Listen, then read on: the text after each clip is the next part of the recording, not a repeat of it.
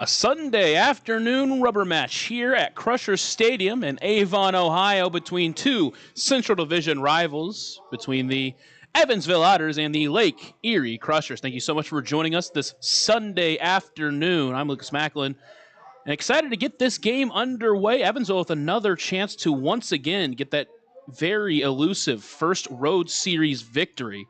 It's going to come at a tough opponent in the Lake Erie Crushers, who currently now sit half a game behind the lead in the Central Division. Evansville entering this ballgame at 22-36 after last night's loss, while Lake Erie entering at 30-26. They actually have a half-game lead over Washington after Washington lost to Sussex County last night, and Lake Erie beat Evansville in a 9-2 game. And then Florence sitting at 26-32 in the middle of the Central Division. They won their game last night. They stand 5 games back of Lake Erie.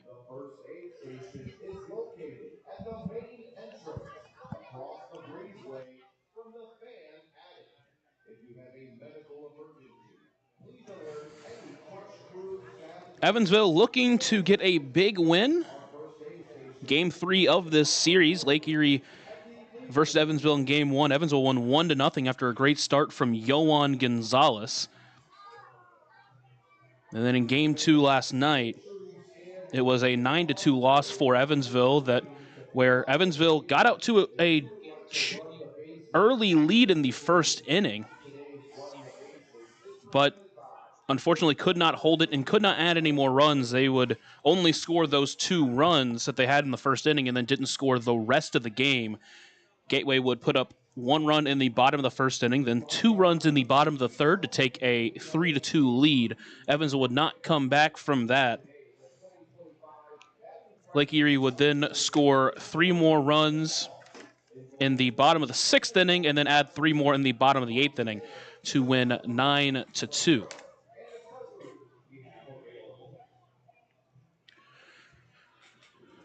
After Braden Scott's start last night, it is now Parker Brahms making his start tonight. He will try to bounce back in the right direction. It's been a rough few games for him in this stretch. Over his last 3 starts, he's given up at least 7 earned runs in each of those 3 starts. He went 2 innings against Florence, giving up 7 runs. Evansville would come back to win that game 11-10. And then his game in the July 5th game against Schaumburg, he went 5 innings, allowing 10 earned runs. Evansville lost that game 18-5. And then in the July 11th game against Gateway, only went an inning plus, allowing 7 earned runs, including a home run. He only threw 44 pitches in that game in the 12-3 loss for Evansville back at Bosse Field.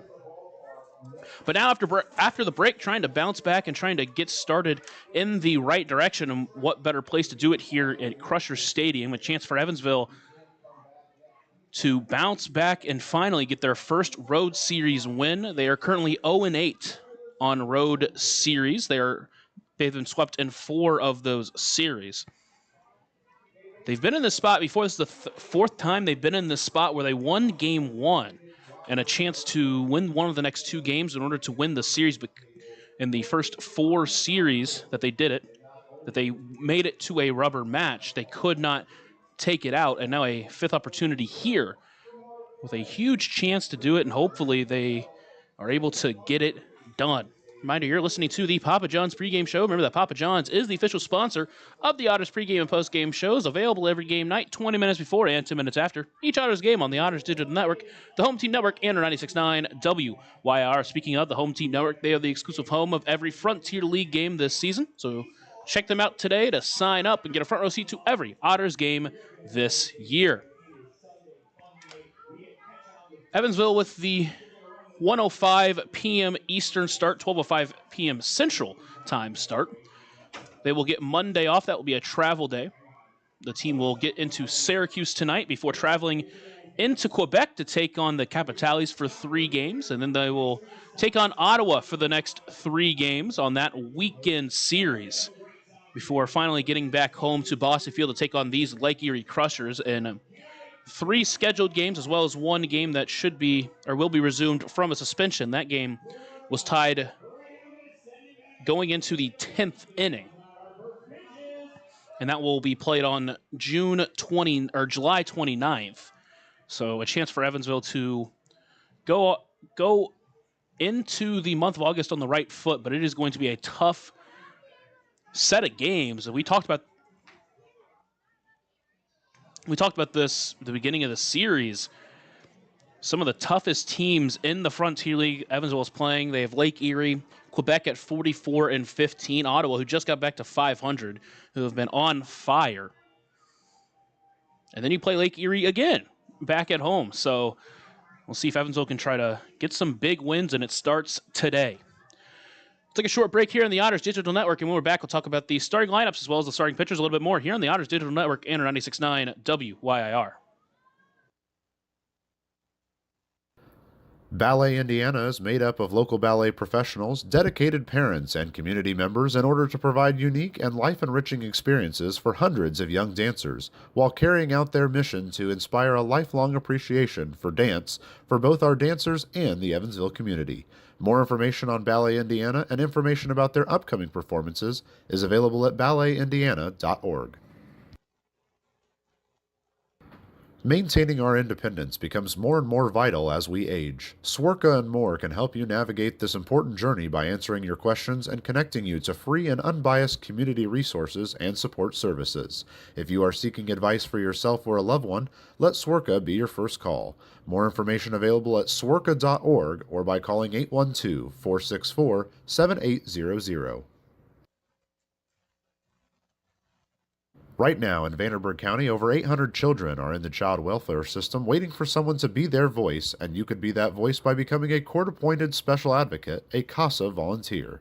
Donating just a few hours a month of your time can change a child's life forever. Vanderburgh County CASA invites you to join them. Stand up, speak out, be for the child, be a CASA. For more information, visit vandcasa.com. That's VAND CASA.com.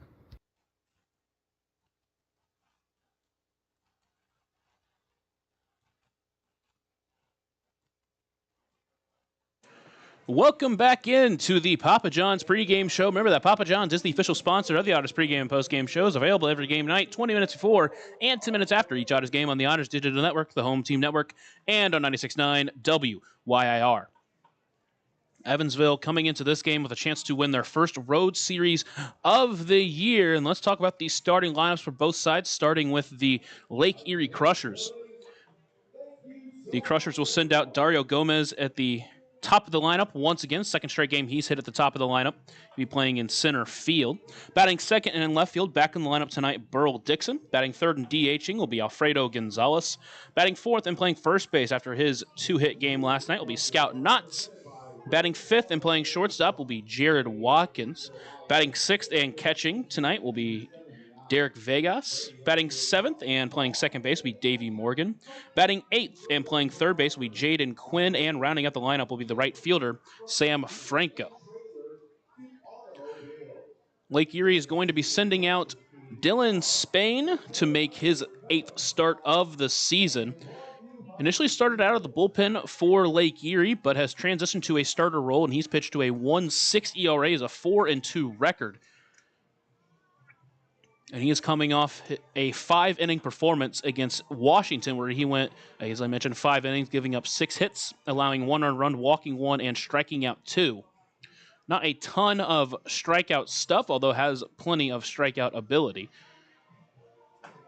This will be the second time he faces Evansville this year. The first time he came out of the bullpen. Pitched an inning, giving up 3 earned runs on 4 hits. That's actually the most amount of runs he's given up in any outing this season, even after becoming a starter. It is the most earned runs he's given up all year. So hopefully Evansville can put up some more of that magic and get to him here early and quickly and give them an early lead that they hopefully will be able to hold on to. And that lineup that's going to be going up against him will be as follows, a little bit of a different lineup than what we've seen before. David Minden will be back in the leadoff spot as the Edward Jones leadoff batter of the game. He'll be playing third base. Batting behind him in the 2-hole will be the center fielder Graham Brown. Batting third and playing shortstop will be Paven Parks. Batting fourth and in right field today will be L.J. Jones. Batting fifth and DHing will be J.T. Benson. Batting sixth and playing first base will be Logan Brown. Batting seventh and playing second base will be J.J. Cruz. Batting eighth and catching will be Justin Felix. And rounding out the lineup and playing left field will be Ellis Schwartz. First appearance for him this series, as well as Justin Felix, both of them making their first appearances this season, or this series, I should say, in the game. As I mentioned earlier, the Otters are going to send out Parker Brahms. He'll be making another start here and hopefully be able to get off in the right foot. As I've mentioned, been a rough stretch of games for him, but before those 3 games, he had pitched really well in back-to-back games. One against Washington at home, where he pitched a complete 7-inning game, only allowing 1 earned run that came on a balk. And then in a game at Gateway, pitched 6 innings, only allowing 2 earned runs, not walking anybody and striking out 5 in a game that Evansville would win 12-8. So hopefully they can get that version of Brahms here after the All-Star break.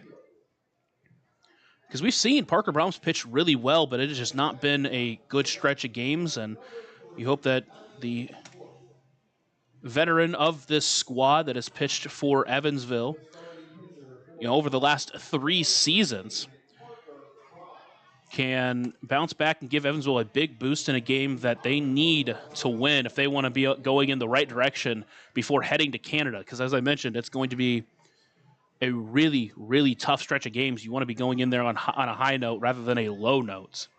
This team has shown the ability to win some big games before. They did it on Friday in a 1-0 victory where Yohan Gonzalez gave them an excellent start. Felt like we were going to get another one of those last night after a quick start for Evansville, but after giving up the lead in the 3rd inning and stranding 6 runners over the first 3 innings, really just couldn't find their way in, and it continued to slip out of their hands. And eventually Evansville would lose that game and could not come up big. Lost that one 9-2. And hopefully tonight, or today, I should say, will be a different story.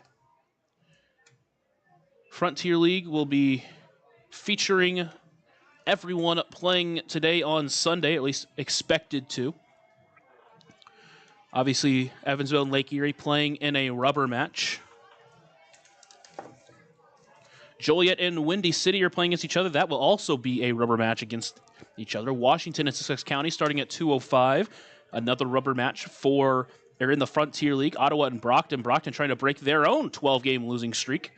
They've lost 2 straight against Ottawa. They played Schaumburg really good right before the break, too, but just couldn't find a way to win any of those games, and now they got to try to win one against Ottawa, where they've dropped a couple of games that haven't been particularly close. The game last night, they lost 5-2 in a game that, again, it felt pretty confident for Ottawa to win that game. New Jersey and New York. New York looking for the sweep against New Jersey. That game will start at 4 p.m. Three Rivers and Tri-City playing against each other in a rubber match as well. Mississippi and Florence have split so far. They're playing in a rubber match game. Down East and Quebec. Quebec looking for the sweep of Down East. And Schaumburg and Gateway playing to see who will be at the top of the West Division. Schaumburg currently a game down. They've lost both games against Gateway, that being played in Gateway, trying to salvage the series, but Schaumburg does get to throw out Cole Cook. So obviously for them, hopefully, he will give them a good start. That was the Papa John's pregame show. Thank you so much for joining us on this Sunday afternoon. And after a quick short break, we'll get to the national anthem and to the first pitch here in Avon, Ohio on the Otters Digital Network and 96.9 WYIR. Ballet Indiana is made up of local ballet professionals, dedicated parents, and community members in order to provide unique and life-enriching experiences for hundreds of young dancers, while carrying out their mission to inspire a lifelong appreciation for dance for both our dancers and the Evansville community. More information on Ballet Indiana and information about their upcoming performances is available at balletindiana.org.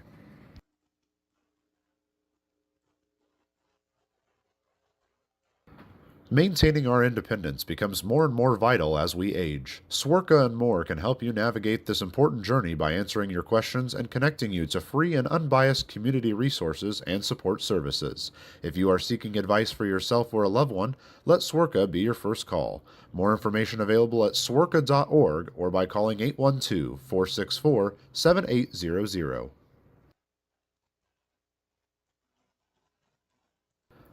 Ballet Indiana is made up of local ballet professionals, dedicated parents, and community members in order to provide unique and life-enriching experiences for hundreds of young dancers, while carrying out their mission to inspire a lifelong appreciation for dance for both our dancers and the Evansville community. More information on Ballet Indiana and information about their upcoming performances is available at balletindiana.org.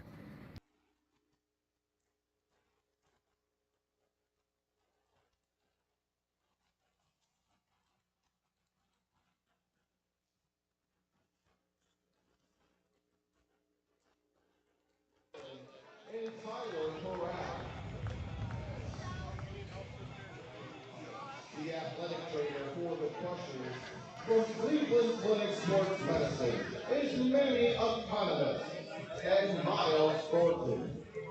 The clubhouse manager for the Crushers is Adam Menzora. The coaching staff for the Crushers include Mark Mason and Anthony Lavisky. And the Crushers are managed by Jared Lemieux.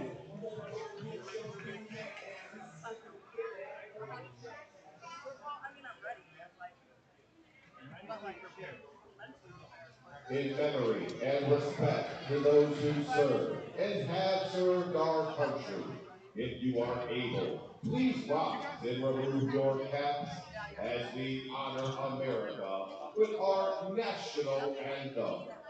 Our anthem is presented by Lorain County Veterans Service Commission and will be performed today by Izzy Higley. Can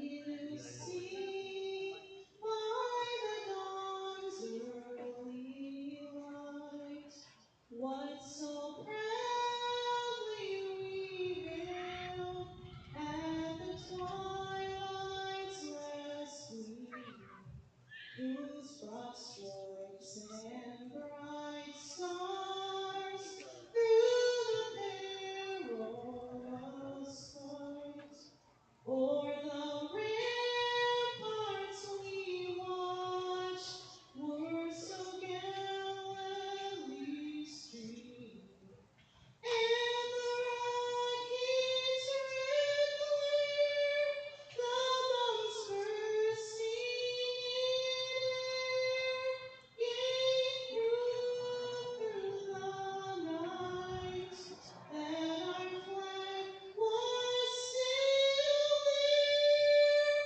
Oh, say does that star-spangled banner yet wave o'er the land of the free and the home of the brave?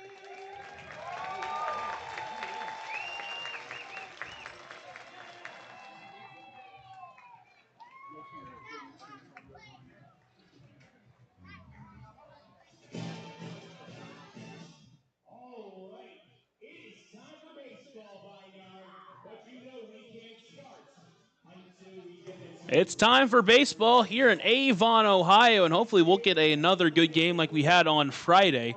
And Evansville can jump out in front early. They'll have to do it against Dylan Spain, who takes the mound for the Crushers. Behind the plate is Derek Vegas. That pitcher and catcher pitcher and catcher battery is sponsored by the Answer Auto Repair East. Find your battery needs at the Answer Auto Repair East, located at 2319 North Green River Road, or call 812-475-9000. So Spain enters with a 1.6 ERA. He's 4-2, making his 8th start of the season, his 16th appearance. Started in the bullpen initially for Lake Erie, has since moved to the starting rotation, and he has excelled in that role. But again, the one time he's really been hit hard this year was against Evansville back on May 24th. So hopefully Evansville can get to him here again. That was at Bosse Field. This is the first time Evansville is facing him here at Crushers Stadium. But no reason to think this Evansville team can't get to him. They've hit some of the best pitchers all year. Last night was another night that they looked good against a really good pitcher in Eisenbarger. But last night just couldn't put together some big hits in those spots early in the game. Hopefully they can take advantage here. It'll be David Amendum to start this game, the Edward Jones leadoff batter of the game. He will step into the left-handed batter's box to get this game started with some overcast skies for the third straight game. Did get some sun for most of the game in the first game, but still was overcast in and out throughout the day. Spain, who works from the windup, delivers the first pitch to Mendham. It's a fastball that just misses inside for ball one. That'll get this game started underway at 1:07 local time. Next pitch is swung on, a high pop-up into shallow center field. Out on it is Watkins. In on it, Gomez. He'll call off Watkins and bring it in for out number one.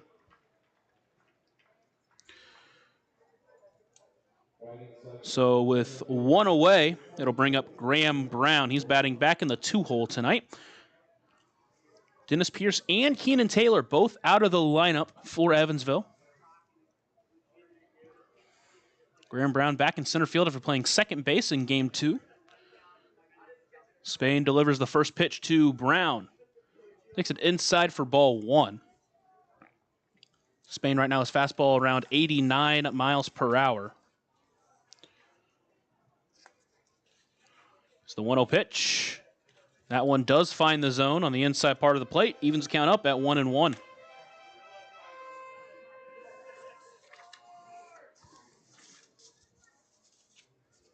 It's the 1-1 pitch.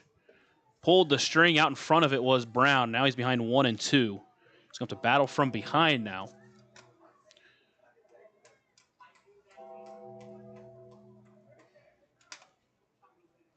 Brown 2 for 5 in the series. Strikeout, a sac bunt, and a walk. Here's the 1-2 pitch. Lined into left center field. Back on it is Gomez. Still going back to the track. And he'll bring it in with his foot on the warning track. And a loud out number 2 for Evansville.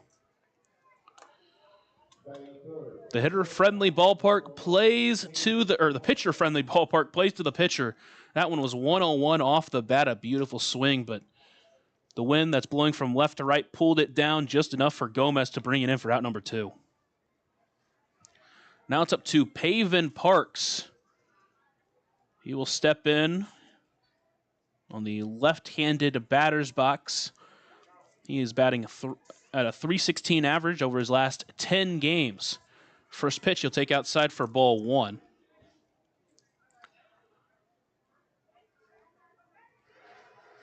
Over that time, he's 12 for 38 with a couple of home runs. That pitch is fouled up, and that one's going to get out of play just in front and off the window of the press box. Evens count up at 1-1.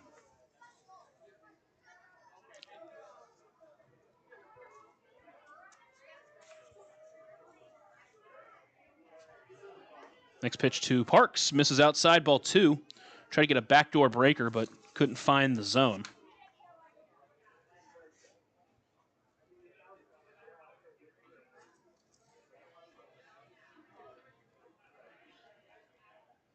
Next pitch swinging at that one. Out in front of the off speed. Evens the count up at 2-2. He's going to call time now and try to reset himself and try to stay alive in this first inning. Evansville's gone down with a couple of flyouts to center field. Mendham was in shallow center field, but Graham Brown was allowed out number 2. He fouled that one. I believe it hit the ground. Yeah, it did. Vegas tried to play it as he caught it, but it bounced off the ground and he brought it in. So count still at 2-2.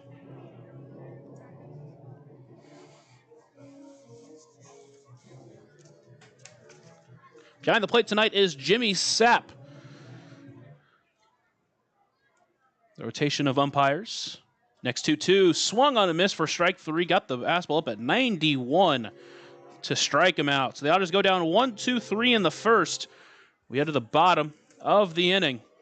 Knotted up at 0 here on the Otters Digital Network and our 96.9 WYIR. Maintaining our independence becomes more and more vital as we age. Swerka and more can help you navigate this important journey by answering your questions and connecting you to free and unbiased community resources and support services. If you are seeking advice for yourself or a loved one, let Swerka be your first call. More information available at swerka.org or by calling 812-464-7800.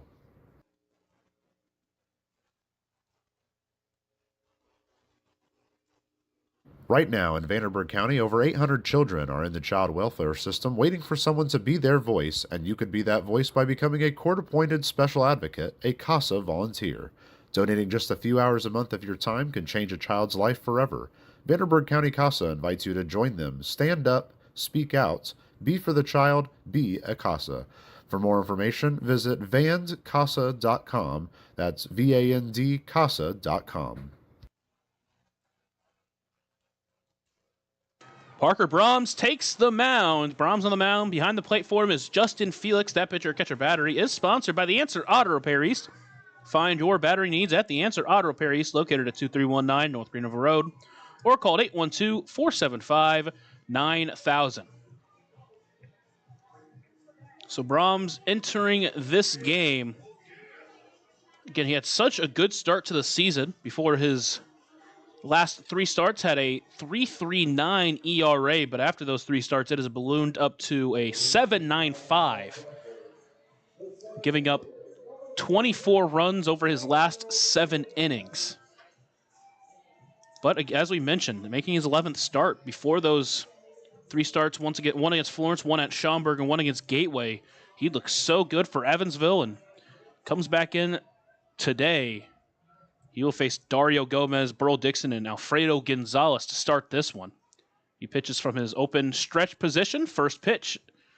Fastball misses inside for ball 1.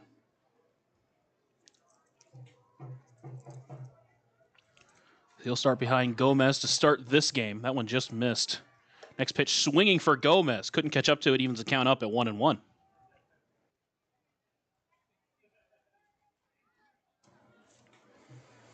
Gomez hit at the 9-hole in game 1 where he went 0 for 3 with 3 strikeouts. But in game 2, a couple of walks and a hit, scored 3 runs and had an RBI. He's 1 for 6 on the series. Next pitch pulled the string. Way out in front was Gomez. And Brahms ahead of him 1-2 here as now Gomez calls time and tries to reset himself. Important for Brahms to try to get off to a good start. Again, taking the break to reset himself and lock back in.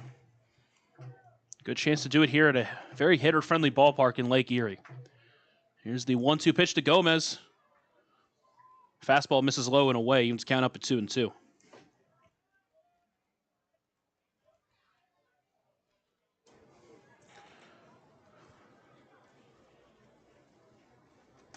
Two-two pitch, fouled off by Gomez. That one up and overhead for an overhead foul ball. Brought to you by Heads Construction. Choose the best, never regret it.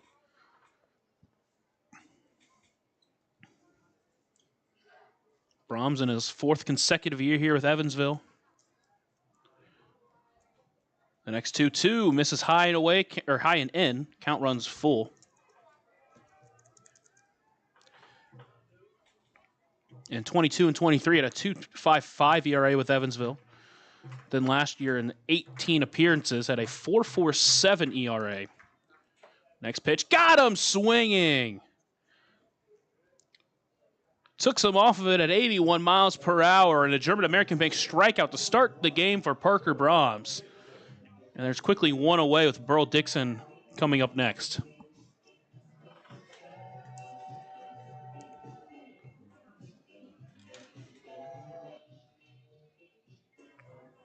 Dixon got game 2 off after going 1 for 3 with a walk back in game 1. First pitch from Brahms is taken outside for ball 1.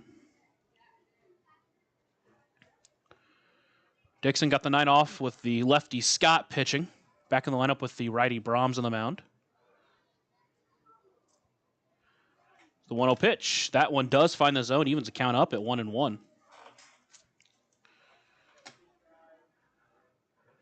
Dixon entering this game with a .263 batting average, 3 home runs. Mentioned he's 1 for 3 with a walk in the series. Next pitch pulled the string out in front of it. Now Brahms ahead of another batter, 1-2.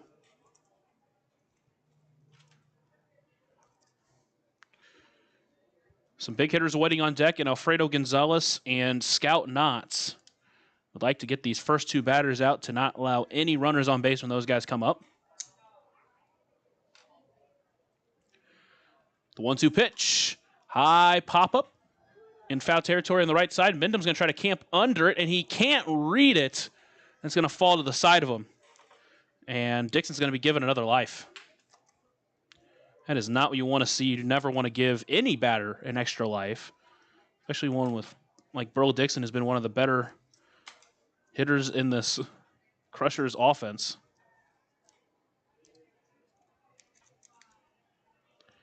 Stands in the box with a 1-2 count, 1 away here in the bottom of the first inning.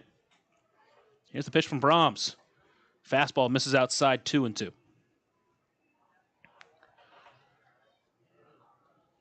One of the things we talked about is that the thing that's bitten Brahms, especially at the beginning of the year, it's been the long ball. It's a ballpark that does not play friendly to long balls. 2-2 pitch, line up the middle. It's going to get past Cruz and into center field for a base hit.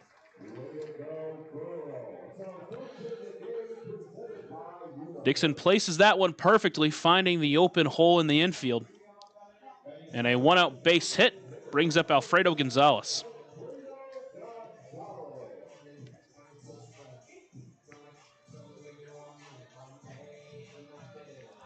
Gonzalez stepping in. He's 3 for 8 on the series. Couple of hits last night with a double, a 2 RBI double.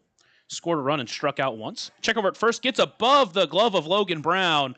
Dixon's going to be round second. He's heading for third. That one gets all the way to the Otters bullpen. They're sending him home. That ball keeps rolling. Throw to the plate's not in time. And Dixon scores on the wild pickoff attempt.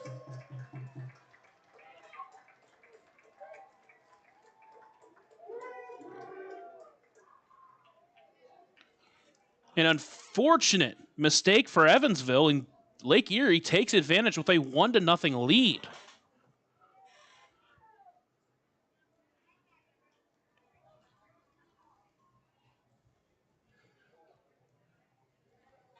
Still no pitch to Gonzalez. Here's the first pitch.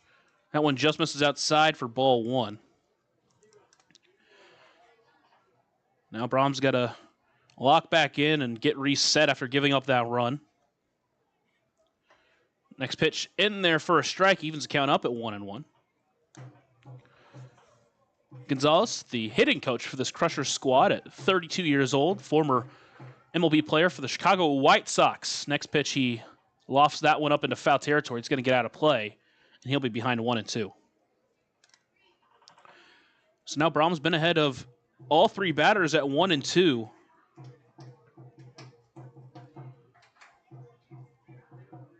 Trying to find a way to get at Gonzalez out here.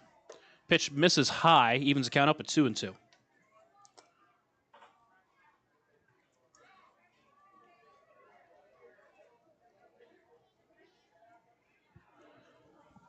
Brahms is set, delivers a 2-2 pitch, lined into center field. Back on it is Brown, still going back to the track, to the wall. It's off the bottom of the wall. Gonzalez is going to stroll into second base with a 1-out double.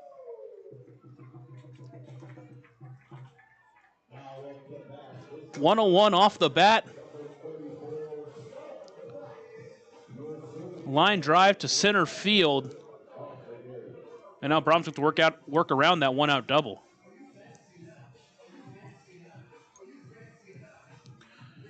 Next up is Scout Knotts. Went 0 for 4 in Game 1, but in Game 2, 2 for 4 with a home run, a double, and 3 RBIs. He was the catalyst of that Lake Erie offense last night. Now hits with a runner at second base and 1 away. Here's the first pitch. Front door breaker finds the zone, and Brahms is ahead 0-1.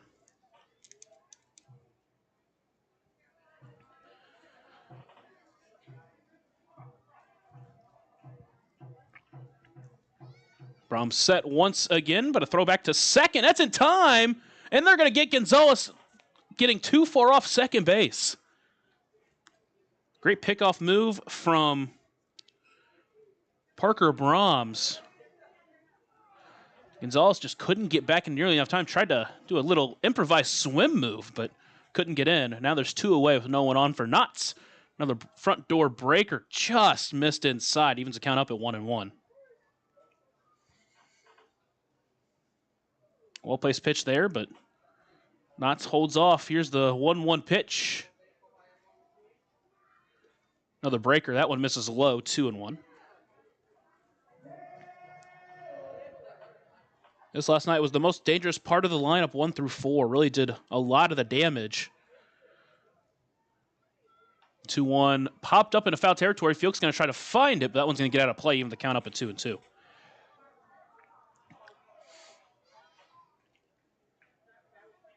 A couple of hard hit balls off the bat of Brahms, or off of Brahms so far. A pickoff went wrong and went out of, or allowed Dixon to score, and then a good pickoff got Gonzalez. Next pitch is popped up again. This one is going into foul territory. It's Logan Brown going to try to camp under it, and he will get under it and bring it in for out number 3.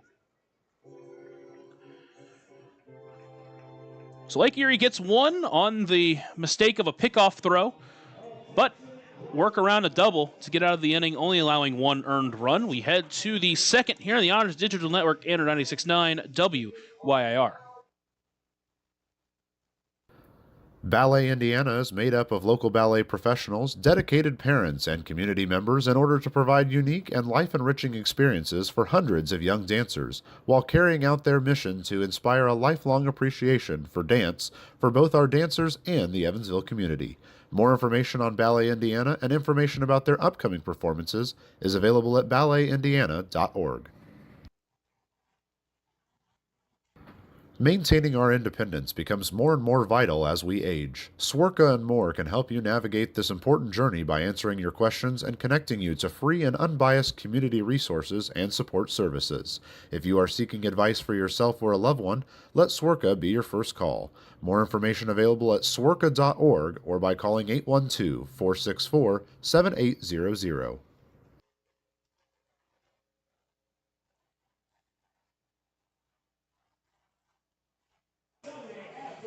Back to the top of the second inning here in Avon, Ohio. Evansville now trailing 1-0. They're going to have to find their way back against Dylan Spain. It's going to be LJ Jones, JT Benson, and Logan Brown to face them here in this second inning.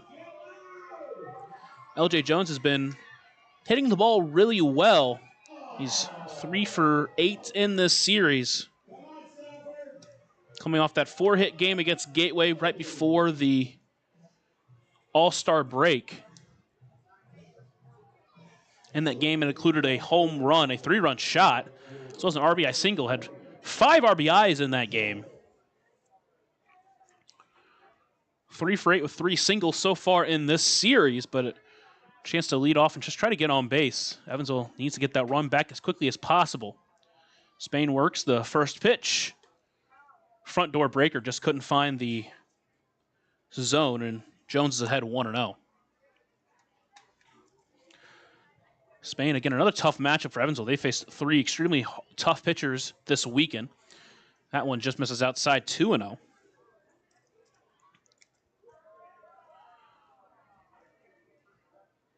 But they did take one, trying to take the series, but it's going to be a tall task. That pitch is ripped but foul into left field.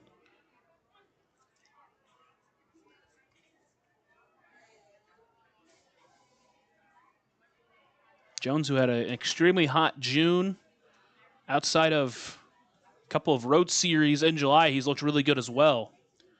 2-1 pitch, lines that one into center field, in on his Gomez, but he's going to let it drop in front of him for a leadoff hit for L.J. Jones. First hit of the night for Evansville. An off-speed pitch left middle for Dylan Spain. Jones took advantage.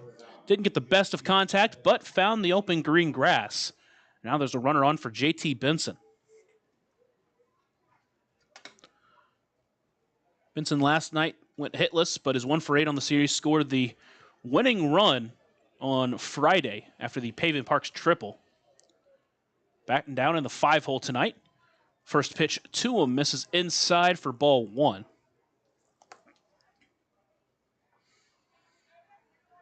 This offense, understandably, has hit a roadblock in this series. It's the 1-0 pitch. Chopper towards third. It's going to be a foul ball, I believe. Yeah, they're going to call it a foul ball. Kind of ate up the third baseman, Quinn. Counts evened up at 1-1.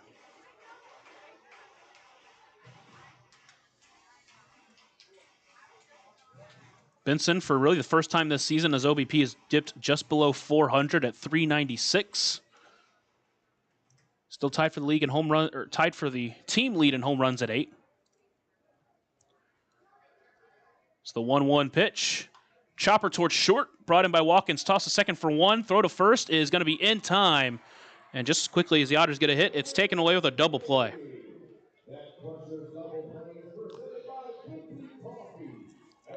Another double play for Evansville. They've been grounded into 5 of those this series. And all of a sudden, there's 2 away with no one on for Logan Brown.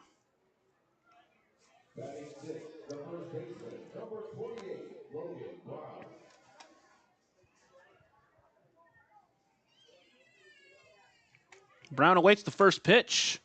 Takes it inside for ball 1.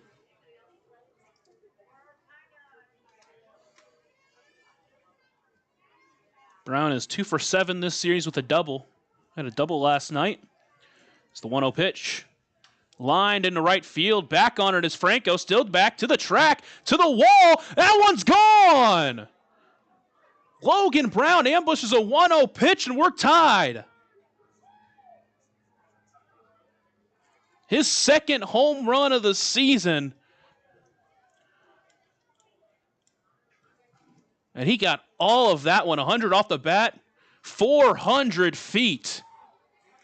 Next up is J.J. Cruz.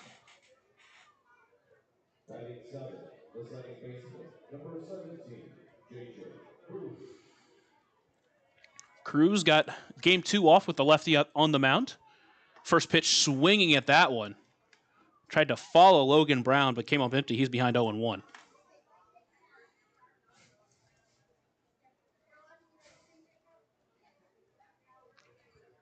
Here's the 0-1 pitch. That one misses low, evens the count up at 1-1. I mentioned that Cruz has found a power stroke. 7 home runs this season. First one he hit was about halfway through June.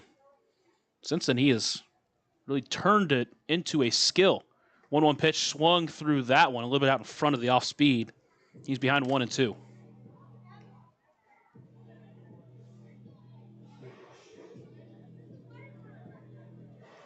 Spain trying to work his way out of the inning after surrendering that home run. Works the 1-2 pitch. Misses low. Good take from Cruz there at 2-2.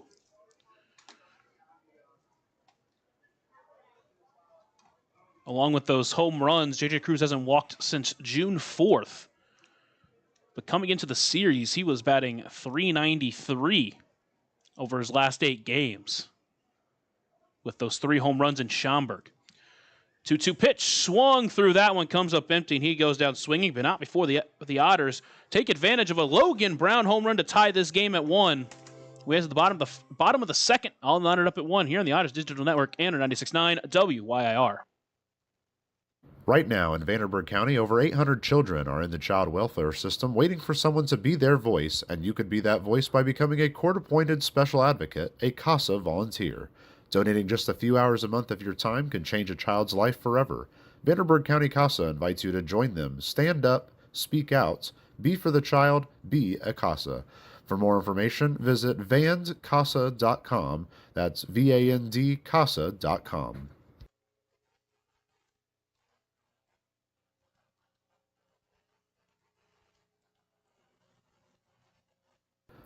Ballet Indiana is made up of local ballet professionals, dedicated parents, and community members in order to provide unique and life-enriching experiences for hundreds of young dancers, while carrying out their mission to inspire a lifelong appreciation for dance for both our dancers and the Evansville community.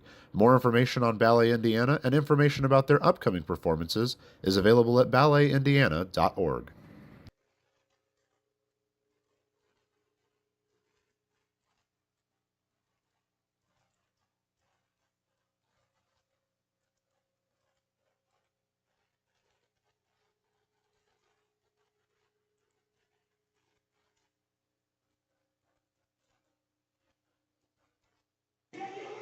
We head to the bottom of the second inning. Parker Brahms finishing up his warm-ups. Gave up a couple of hard hits in that first inning.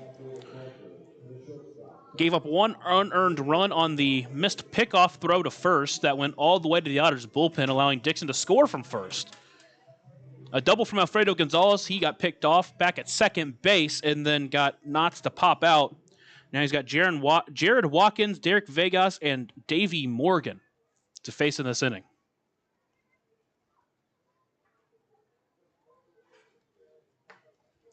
First pitch to Watkins is taken for a strike, and he's ahead of him 0-1.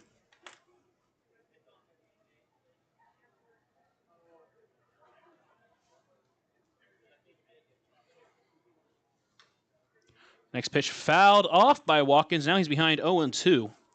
Saw last night Watkins swung out a lot of pitches. First three at-bats only saw 5 pitches, had 3 flyouts. Did get a hit in his last at-bat where he worked a better count. Went 1 for 5 last night. Next pitch misses high, and now counts at 1-2.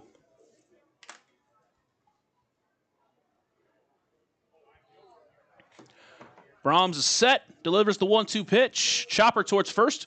Cruz will take it in on a hop, throw to first in time with ease, and there's a quick out number 1. So going away, next up is Derek Vegas, and he's been a thorn in the side of Evansville's pitching. 3 for 7, a walk. He's been hit by a pitch, an RBI last night. Does have 3 strikeouts. 3 of his 4 outs have been strikeouts, but when he's put the ball in play, he's typically gotten on. He's back at catching today. First pitch in there for a strike. Brahms ahead of him 0-1. Brahms has worked from ahead for most of the game.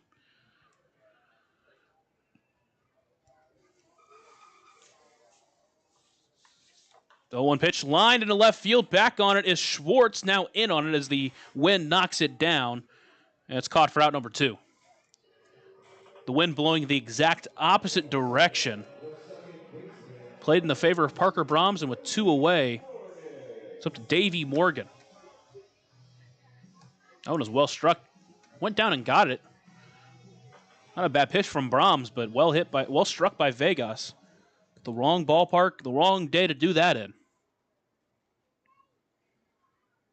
Now 2 away for Morgan. First pitch taken for a strike. He's ahead of him 0-1. Morgan last night 2 for 4 with a double, scored a run and walked once. He's 3 for 6 on the series. Another pitch, another strike. He's ahead of another batter, 0-2. Brahms working quickly and working efficiently so far. Here's the 0-2 pitch to Morgan. Tried to get him swinging, but didn't bite, did Morgan. Counts at 1-2. Morgan entering with a .290 batting average. His double last night is 12th of the season. The 1-2 pitch. Same pitch. Didn't get him to bite again. Counts at 2-2. A couple of times tried to go low and away on the breaking stuff, but Morgan holds up.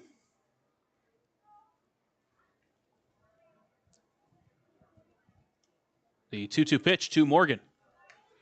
Fastball just misses below the knees, counts full. So Morgan from 0-2 to 3-2. Has done good work battling.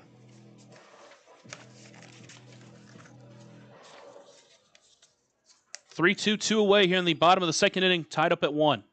Payoff pitch, swings that one, chopper up the middle. Parks over towards it, can't get to it, and it's a 2-out single for Davey Morgan.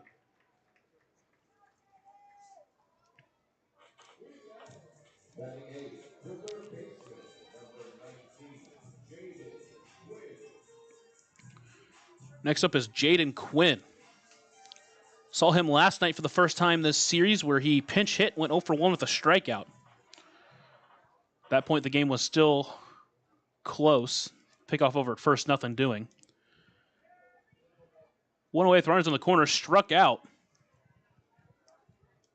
But a mistake from Evansville allowed another run to score. First pitch to Quinn in this at-bat. Just misses outside and counts at 1-0.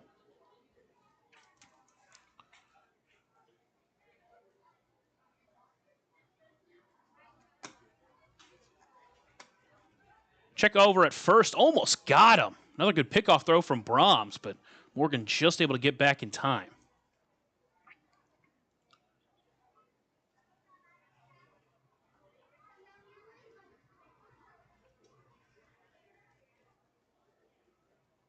Next pitch, hefty swing from Quinn, comes up empty. And the count's evened up at 1-1. Morgan over at first base is 6 for 9 on stolen base attempts this season. Went 10 for 11 in his final season with North Carolina Wesleyan. See if they want to test him here, 2 away. There's the 1-1 pitch. Misses low and away, counts at 2-1.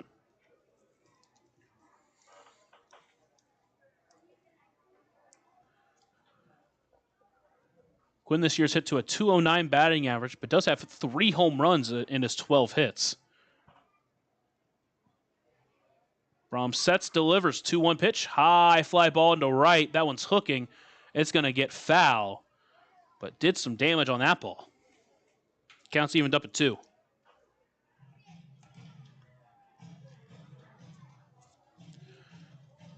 Left the off-speed pitch a little bit too high, but thankfully Quinn out in front. He straightens that one up. It's easily gone. Here's the 2-2 pitch to Quinn. Another swing, he fouls that one up and overhead for an overhead foul ball. Brought to you by Heads Construction. Choose the best, never regret it. We'll do 2-2 again. Trying to find the put-away pitch of this inning. Had Morgan at 0-2, but ended up getting back to full, and Morgan singled. Now Quinn at 2 strikes here. In the dirt, stopped by Felix. Count's going to run full. Morgan stays put at first, but he will get a head start on this next pitch.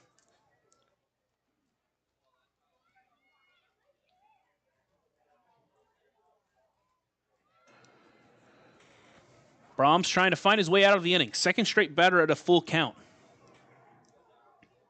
Brahms is set. Delivers, runner takes off. Pitch is low, ball 4. And a second 2-out base runner reaches.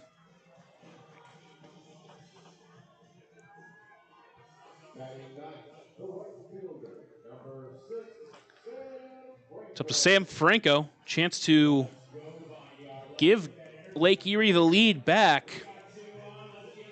Had one at bat back in the first game where he went 0 for 1 with a strikeout and a pinch hit opportunity.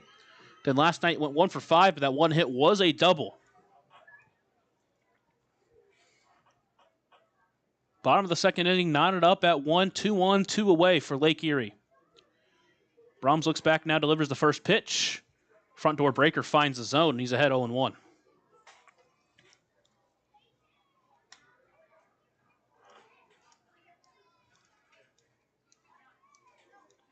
That was pitch 44 of the game so far for Brahms. He's had to work through these first couple of innings. Next pitch, chopper towards third. It's going to get foul. He's had a Franco here, 0-2.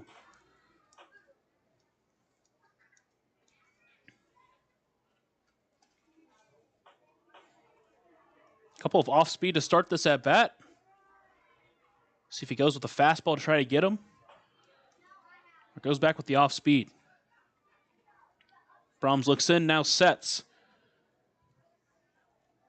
Delivers the 0-2 pitch. Fastball misses high. Counts at 1-2. Just hasn't been able to locate that fastball as much as he probably would have wanted. At least he's wanted to. The off-speed stuff's looked really good.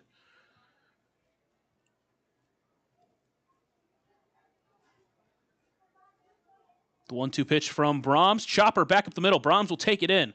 He'll make the short toss to first in time for out number 3. So Brahms strands a couples. We head to the third. Still knotted up at 1 here in the Otters Digital Network and a 96.9 WYIR.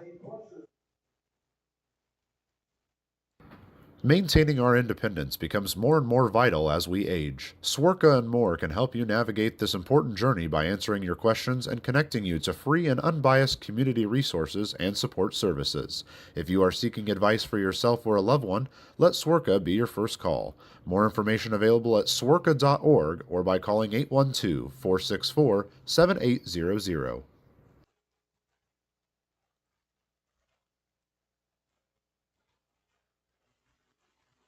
Right now in Vanderburgh County, over 800 children are in the child welfare system waiting for someone to be their voice, and you could be that voice by becoming a court-appointed special advocate, a CASA volunteer. Donating just a few hours a month of your time can change a child's life forever. Vanderburgh County CASA invites you to join them. Stand up, speak out, be for the child, be a CASA. For more information, visit vandcasa.com. That's VAND-CASA.com.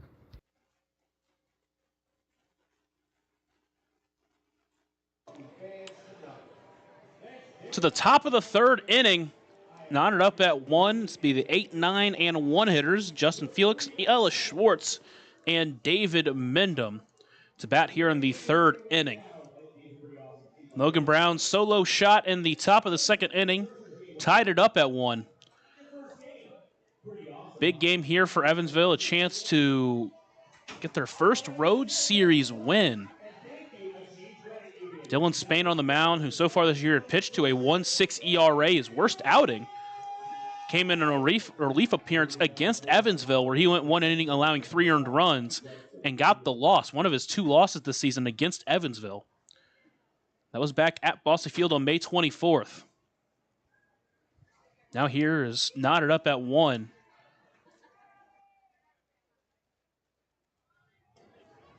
And now delivers the first pitch to the Otters catcher today.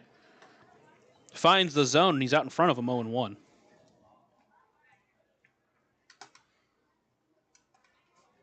"26 pitches to the first 2 innings for Spain. The 0-1 pitch pulled the string out in front of it was Felix. He's behind 0-2. Couple of hits for Evansville in that last inning, but a double play from JT Benson eliminated both runners. Brown came up with no one on and 2 away, but solo shot into right field. We're knotted up at 1. Now Felix trying to lead off this third inning in the right way. The 0-2 pitch off speed got him swinging out in front, and he goes down for the first out of the inning. Now with 1 away, up is Ellis Schwartz. And he really stepped up over the last 10 games. For him, he's played in 4 of those, and he's hit to a .455 batting average. He's continued to up his stats in the limited action. The first pitch swinging at that one, fouls it off. He'll be behind 0-1.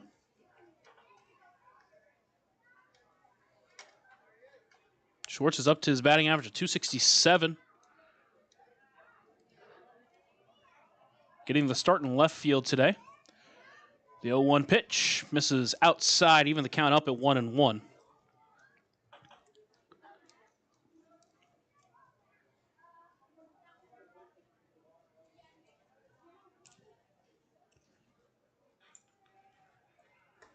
Next pitch swinging at that one. Comes up empty. Now he's behind 1-2 and has to battle.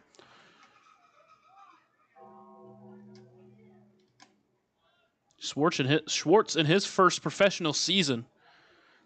Again, played well in his limited action.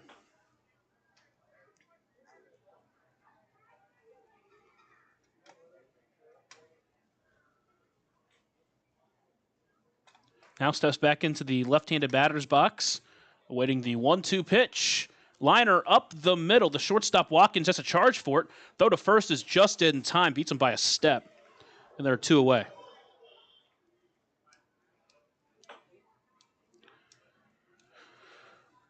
So with 2 away, back to the top of the lineup, the Edward Jones leadoff batter of the game, and David Mendham led off the game with a fly out to center field.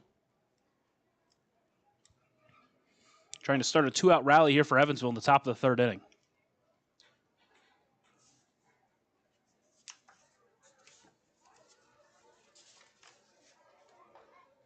First pitch in there for a strike. He'll start behind 0-1.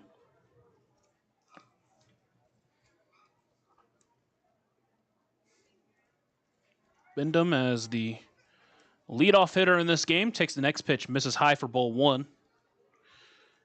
When he's led off innings, he's hit to a .348 batting average. That's why they like having him at the top of this lineup.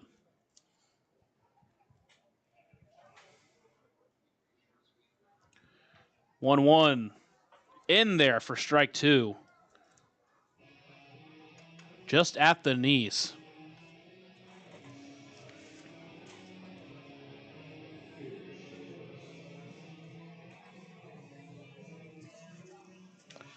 He'll step back into the left-handed batter's box, trying to keep this third inning alive here in Lake Erie. Spain works out of the windup. The 1-2 pitch. Pulled the string out in front of it was Mendham. He goes down swinging. A couple of strikeouts in this inning for Spain. Works a 1-2-3 inning in the third. We head to the bottom half of the inning. Still an Otters up at 1 here on the Otters Digital Network and on 96.9 WYIR. Ballet Indiana is made up of local ballet professionals, dedicated parents, and community members in order to provide unique and life-enriching experiences for hundreds of young dancers, while carrying out their mission to inspire a lifelong appreciation for dance for both our dancers and the Evansville community. More information on Ballet Indiana and information about their upcoming performances is available at balletindiana.org. Maintaining our independence becomes more and more vital as we age. Swerka and more can help you navigate this important journey by answering your questions and connecting you to free and unbiased community resources and support services. If you are seeking advice for yourself or a loved one, let Swerka be your first call. More information available at swerka.org or by calling 812-464-7800.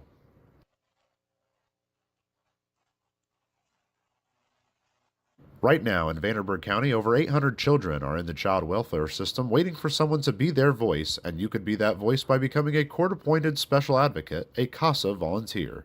Donating just a few hours a month of your time can change a child's life forever. Vanderburgh County CASA invites you to join them. Stand up, speak out, be for the child, be a CASA.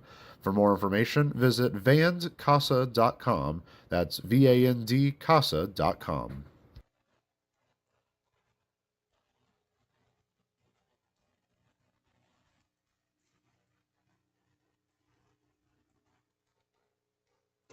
To the bottom of the third inning we go. Top of the lineup up for Lake Erie. And this was the part of the lineup that did a lot of the damage last night. Went 7 for 15 at the top of the lineup. One difference is that last night Vegas was in the number 3 hole. Now Vegas batting down at the 6th spot with Burl Dixon back in the lineup. Dario Gomez up first. He struck out swinging to start the game, but following him will be Burl Dixon and Alfredo Gonzalez, who both got hard hits off of Brahms. First pitch squares on a bunt right back to Brahms. He'll field it. Throw to first is in time for out number 1.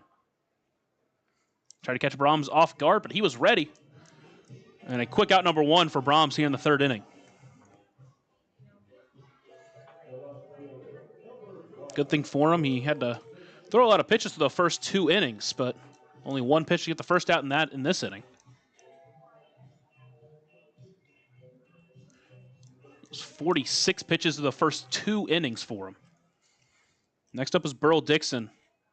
Singled up the middle, eventually scored on the missed pickoff throw. First pitch in there for a strike. Starts behind 0-1. The third inning is where Lake Erie took the lead last night that they wouldn't give away. The 0-1 pitch just misses a bit outside. Evens the count up at 1-1. It's the Scout Knots 2-run shot that would give Lake Erie their lead. 1-1 pitch, chopper towards back to the pitcher. Brahms fields it again. Another fielding job for Brahms. His 3rd straight out that he's recorded back to him. There's 2 away. Going back to the last inning, Franco grounded back out to Brahms. A bunt attempt for Gomez went back to Brahms, and that one from Dixon bounced back to Brahms. And with 2 away, it's up to Alfredo Gonzalez. Gonzalez with that double is now 4 for 9 in the series. He's played pretty well against Evansville this year. First pitch in there for strike 1. He'll start behind 0-1. To be fair, he's played pretty well all year against everybody. Just under 300 batting average. An all-star for this Lake Erie squad. The 0-1 pitch swinging. Chopper towards third, but it's going to go foul, and the count will go to 0-2.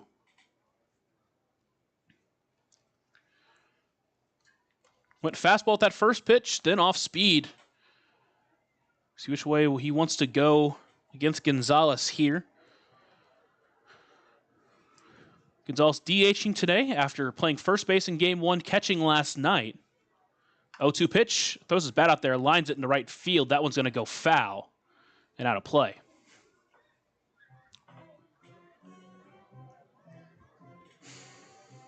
Good swing on that one for him. Even though he just kind of threw his bat out there, made good contact. Brahms trying to get out of this third inning quickly. The 0-2 pitch, fastball runs up. Gonzalez now behind 1-2.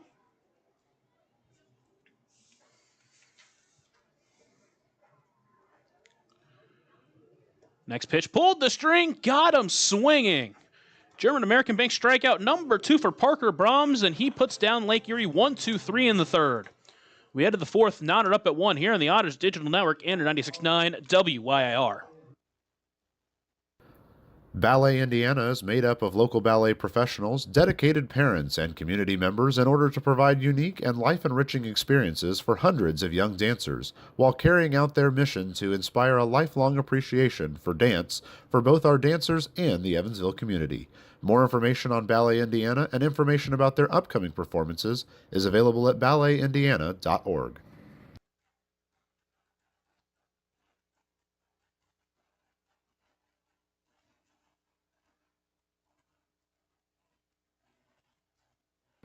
Maintaining our independence becomes more and more vital as we age. Swerka and more can help you navigate this important journey by answering your questions and connecting you to free and unbiased community resources and support services. If you are seeking advice for yourself or a loved one, let Swerka be your first call. More information available at swerka.org or by calling 812-464-7800.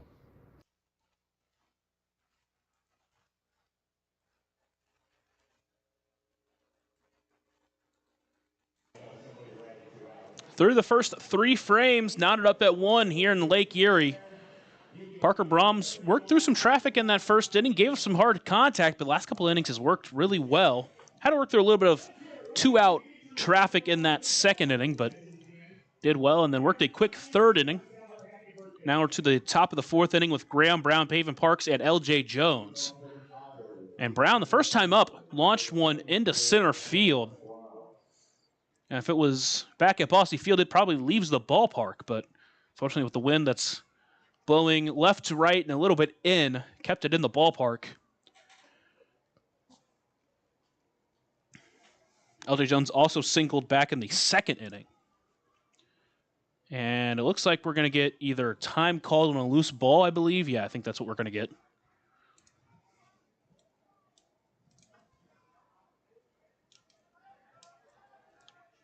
And now a Seagull's on the field.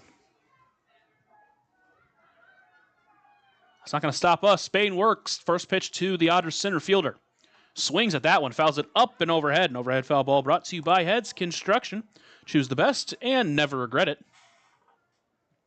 Threw that fastball up and in, tried to turn on it, but just couldn't. He's behind 0-1. Spain works quickly. Next pitch, chopped foul off of himself. Now he's behind 0-2 and has to battle. He will try to walk it off as he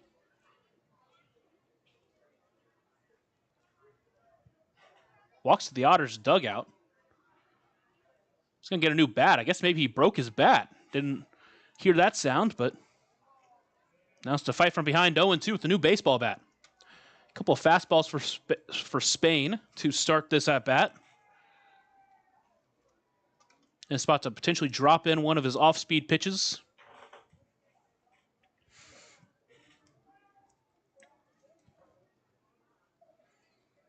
Back on the rubber is Spain. Now delivers the 0-2 pitch.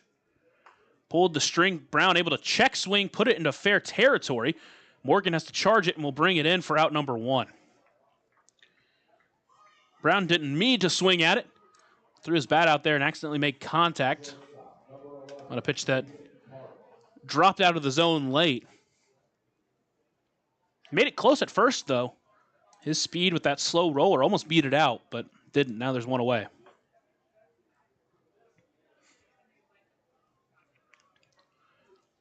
Parks will step into the left-handed batter's box.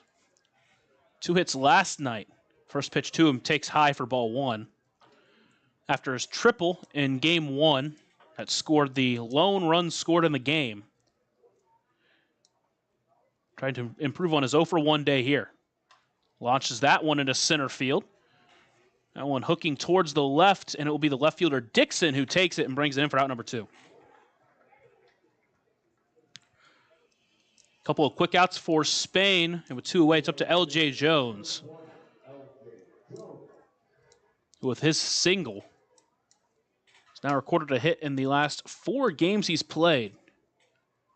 Scratch that, 5 games he's played, I should say.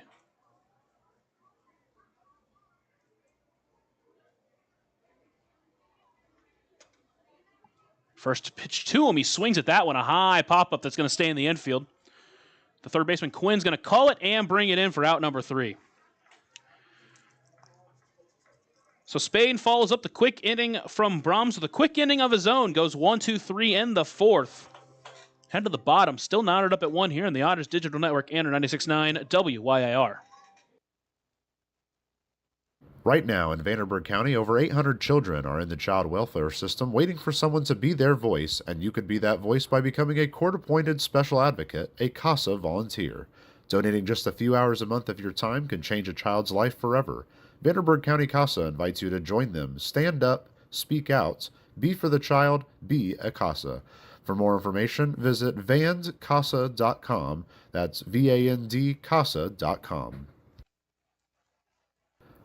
Ballet Indiana is made up of local ballet professionals, dedicated parents, and community members in order to provide unique and life-enriching experiences for hundreds of young dancers, while carrying out their mission to inspire a lifelong appreciation for dance for both our dancers and the Evansville community. More information on Ballet Indiana and information about their upcoming performances is available at balletindiana.org.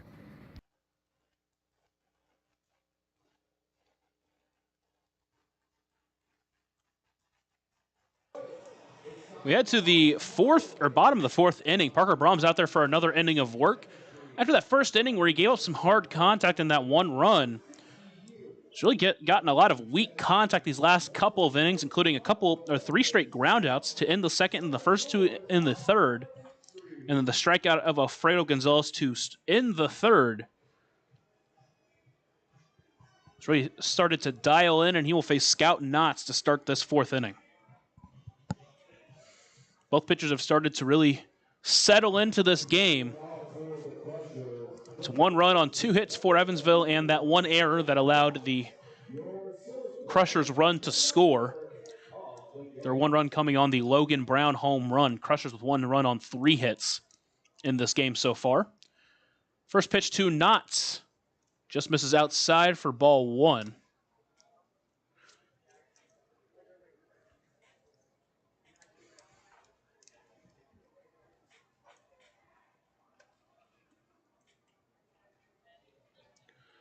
The 1-0 pitch to Knotts. That one does find the zone, evens the count up at 1-1. Knotts in the right-handed batter's box, stands at the back of the box. A little bit of an open stance. Waits the 1-1 pitch. Swings that one, nubber towards the right side. It's going to go on the foul side of first base bag. Counts 1-2. Had some English on that ball. Rolled back into fair territory, but it was around the first base bag, already foul. And now Knotts behind 1-2. Popped out back in the 1st inning. That was on a 2-2 count. Just the 1-2 pitch. Watches that one in the dirt. Evens the count up at 2-2.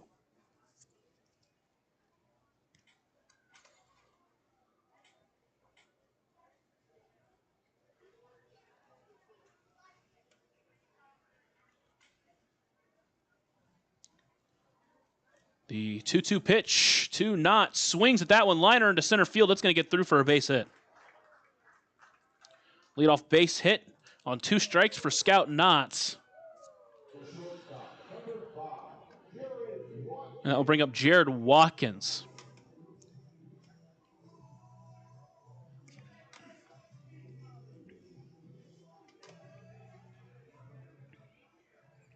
Watkins grounded out back in the first inning.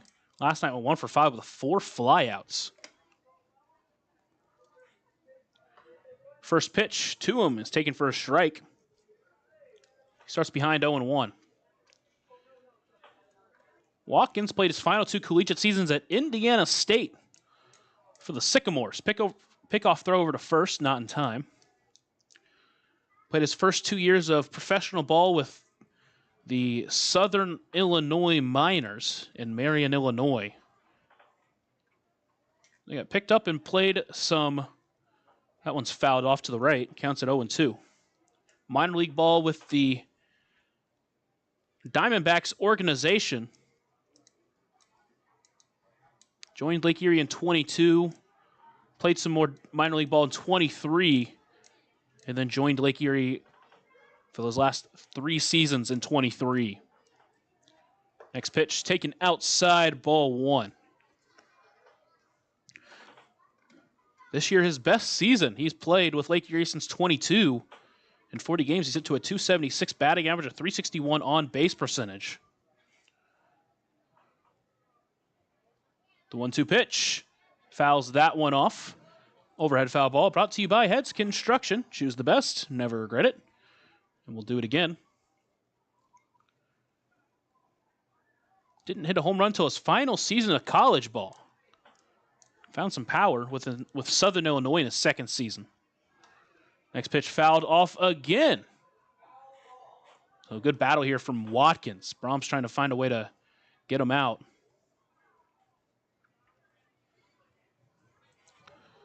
Knott's over at first base. Brahms comes set, delivers the next 1-2 pitch to the 28-year-old. Fouls that one off. Trying to get the fastball by him last couple of pitches, but haven't been able to get him swinging. That one was above the zone. Watkins went up and got it. Some darker clouds now starting to cover the field.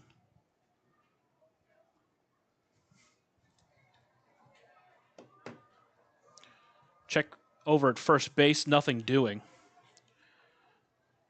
No rain in the forecast until supposedly around 5 to 6 p.m. The next 1-2 pitch, out in front of it, lines it into center field. Brown's going to camp under, coming in, and bringing it in for out number 1. Long battle from Watkins goes the way of Brahms. With 1 away, it's up to Derek Vegas. 0 for 1 on the game. Mentioned he's just done a good job at getting hits and getting on base. First pitch to him, swinging. He fouls that one off. He's behind 0-1. Hefty swing at that one. Average up to a 309 for Vegas. 0-1 pitch. Liner into right field off or a jam shot into right field. It's going to get through for a base hit. Knotts is going to slide into third base, going from first to third. Now there's 1 away with runners on the corners. Didn't get great contact, just found the open hole. It's what he's done all weekend.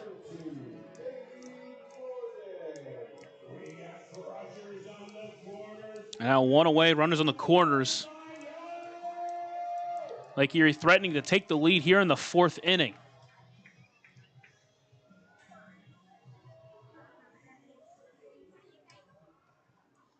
Next up's Davey Morgan.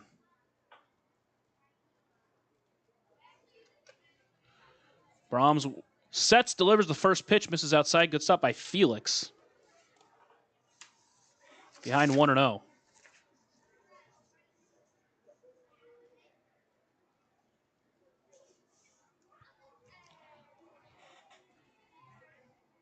Davey Morgan's been great with runners in scoring position. 1-0 pitch, liner towards short. Parks takes it in. Takes it himself to second for one. Throw to first in time for a Hoosier Lottery double play. Pavin Parks fields it.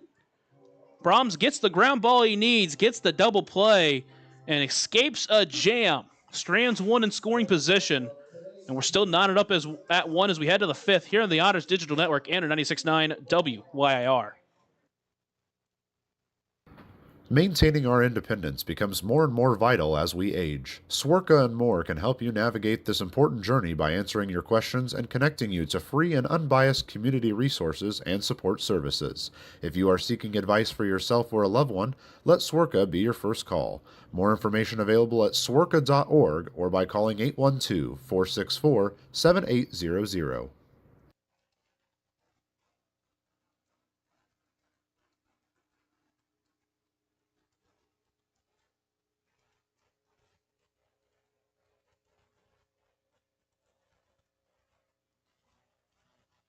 Right now, in Vanderburgh County, over 800 children are in the child welfare system waiting for someone to be their voice, and you could be that voice by becoming a court-appointed special advocate, a CASA volunteer.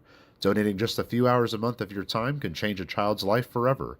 Vanderburgh County CASA invites you to join them. Stand up, speak out, be for the child, be a CASA. For more information, visit vandcasa.com. That's VANDCASA.com.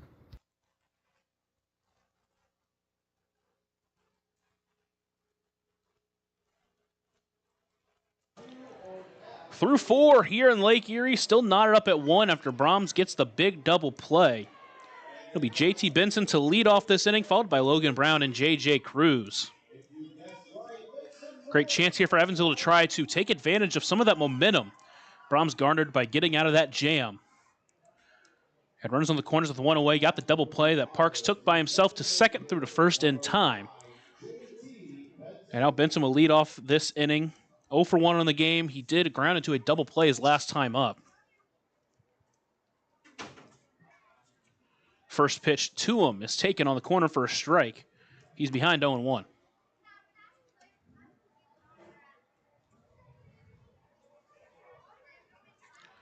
Spain works the 0-1 pitch. Off speed, misses a low, evens the count up at 1-1. Benson's been good as a leadoff hitter. To start off innings, he has a .321 batting average. He's hit 3 leadoff home runs to begin an inning. Here's the 1-1 pitch. Front door breaker in there for strike two. Great pitch from Spain, and now Benson has to work from behind.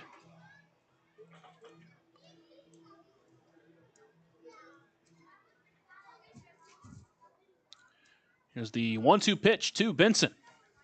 Fastball misses outside, 2-2. Tried to get him chasing on that one. Still knotted up at one here. Top of the fifth inning. 2-2 pitch to Benson. Off speed, try to get the front door. Great take from Benson. Count runs full.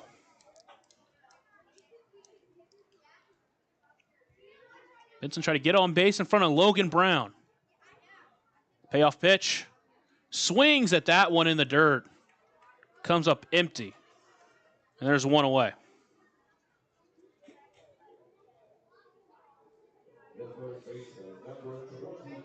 There was sinking fastball there that caught Benson, and with one away, it's up to Logan Brown.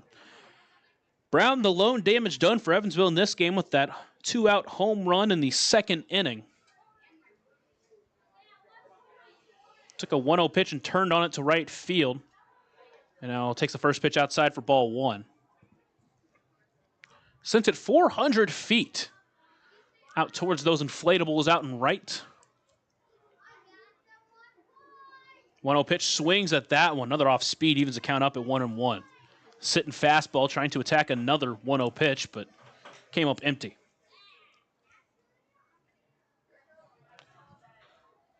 Here's the 1-1 pitch. Fouls that one off, and now he's behind 1-2.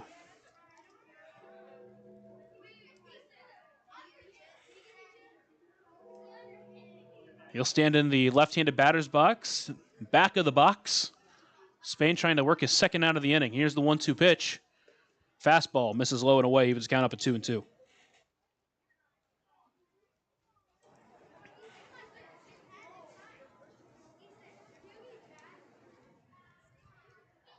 Jones playing first base after catching the first 2 games. 2-2 pitch out in front of that one, fouls it off. We'll do it again. Jones started off pretty hot for Evansville. He cooled off a little bit, but since he's really started to pick up the pace, up to his average of 272. Hits in 5 of his last 6 games, including 3 multi-hit games. 2-2 pitch, chopped foul. That will do it again. Including this game, it's actually 6 of the last 7 he's gotten hits.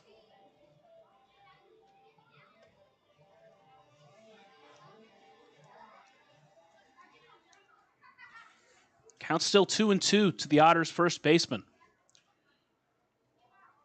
Spain from the windup delivers a 2-2 pitch.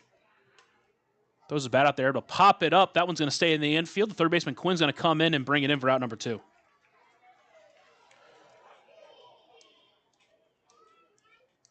With 2 away, it's J.J. Cruz to try to extend this 5th inning.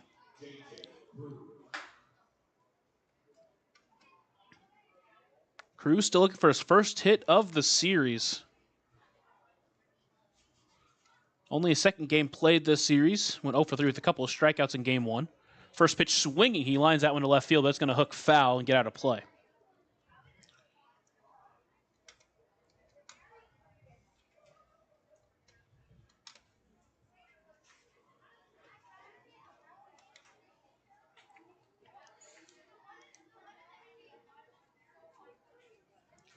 Now, another ball potentially got away, I believe. Yep.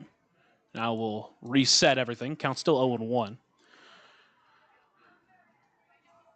Cruz with a couple of 4-hit games this season. 0-1 pitch, swings at that one low and away. Counts at 0-2 and has to battle.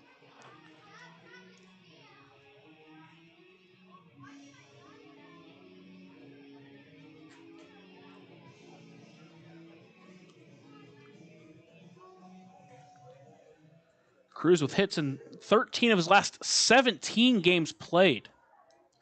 Now awaits the 0-2 pitch. Takes that one on the outside of the zone. Just outside the corner of the zone. Counts at 1-2. Spain a couple of times now has tried to pump up the gas at 91, trying to get a batter out. Now lines that one to second. Morgan takes it in on a hop. Throw to first is going to be in time for out number 3. Good contact there from J.J. Cruz, but doesn't find the hole. The Otters go 1-2-3 for the 3rd straight inning. Head to the bottom of the 5th, knotted up at 1 here on the Otters Digital Network and 96.9 WYIR. Ballet Indiana is made up of local ballet professionals, dedicated parents, and community members in order to provide unique and life-enriching experiences for hundreds of young dancers, while carrying out their mission to inspire a lifelong appreciation for dance for both our dancers and the Evansville community.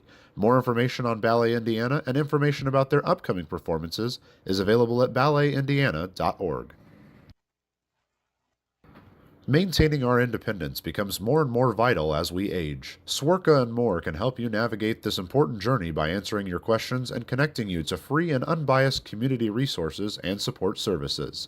If you are seeking advice for yourself or a loved one, let Swerka be your first call. More information available at swerka.org or by calling 812-464-7800.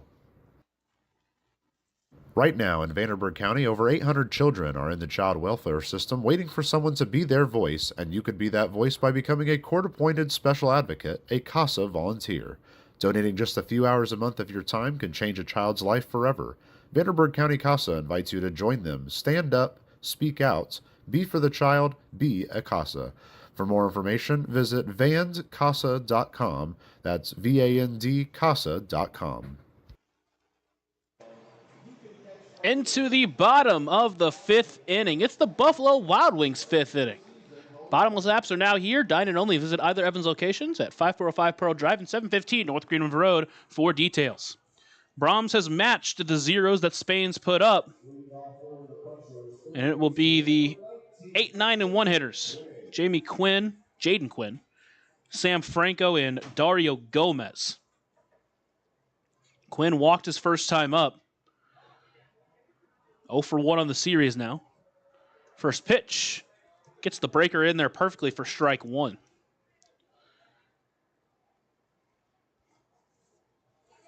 Brahms has looked good in this game. He's worked through a little more traffic than Spain has, though. Next pitch off speed, got him out in front. Now he's ahead of Quinn 0-2, and Quinn calls time.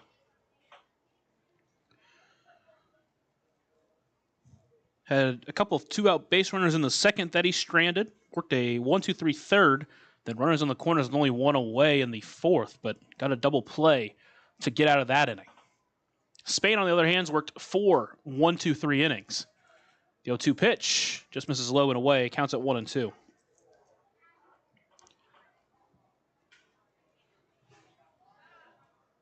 Spain at the same time has also only faced 1 over the minimum.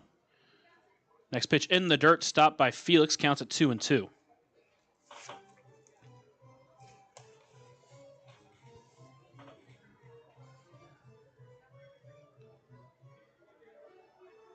Quinn, his last at-bat, did hit one 388 feet to right field, but it was hooked foul.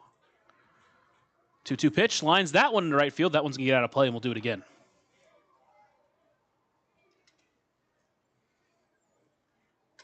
When he makes contact, it's loud.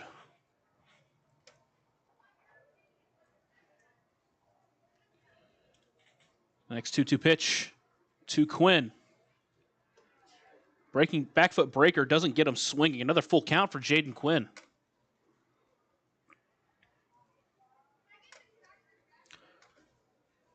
Quinn worked his first professional. Shouldn't say that. Next pitch misses outside, ball 4. Second walk of the night, or the day, for Jaden Quinn.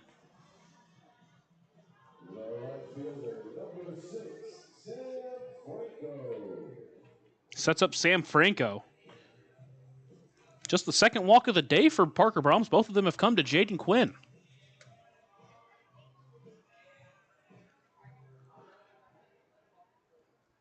So now Franco up with no one out and a runner at first. Grounded back to the pitcher his first time up. Takes the first pitch outside for ball 1. Quinn was down at 0-2. Another batter that worked it back to full. He worked a walk. The 1-0 pitch in there for a strike, evens the count up.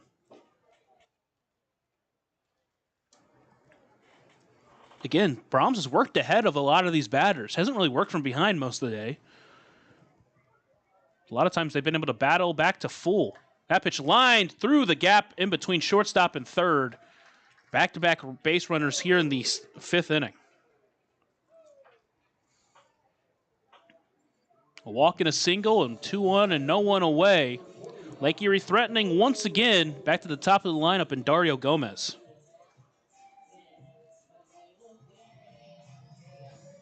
Another off-speed pitch that was on the bottom outside corner that was turned on pretty well by a Crushers hitter.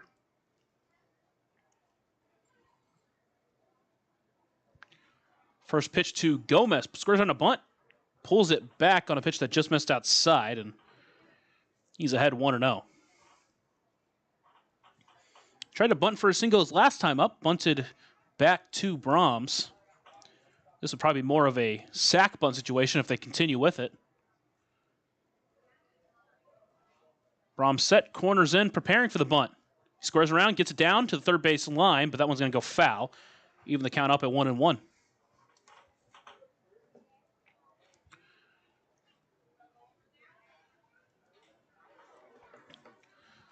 Brahms, another inning of traffic. There's some action out in the Otters bullpen, at least loosening up. No one officially up and warming yet.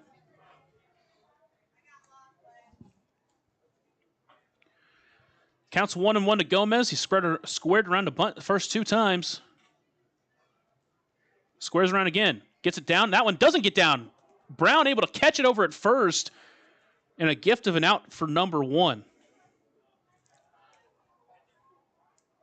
Tries to get down the bunt. Got under it. Logan Brown able to bring it in. Both runners able to get back in time. Both one away. Runners still at first and second. It's up to Burl Dixon. Single back in the first inning. He scored the lone run for Lake Erie so far.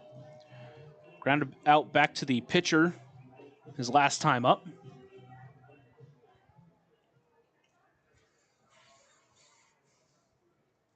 Brahms comes set and delivers the first pitch to the lefty left fielder.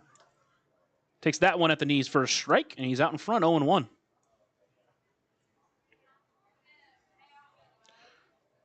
Dixon making his 53rd appearance of the season for Lake Erie this season. Played in 77 games last year. It's the 0-1 pitch. Pulled the string out in front of it was Dixon. He's behind 0-2 now. So he's got another batter in a pitcher-friendly count. 2 strikes, chance to get him out. See if he can try to work a clean out here. Again, he struggled to really find that put-away pitch once he's gotten these batters to 0-2 or to 1-2 or whatever it may be.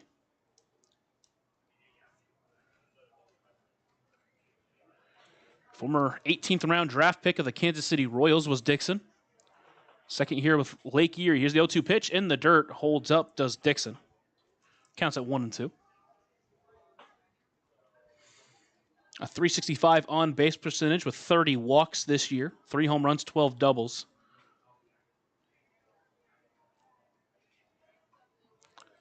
Spent 3 seasons within the Royals organization before joining some independent ball. The 1-2 pitch. Fastball just misses outside, counts at 2-2.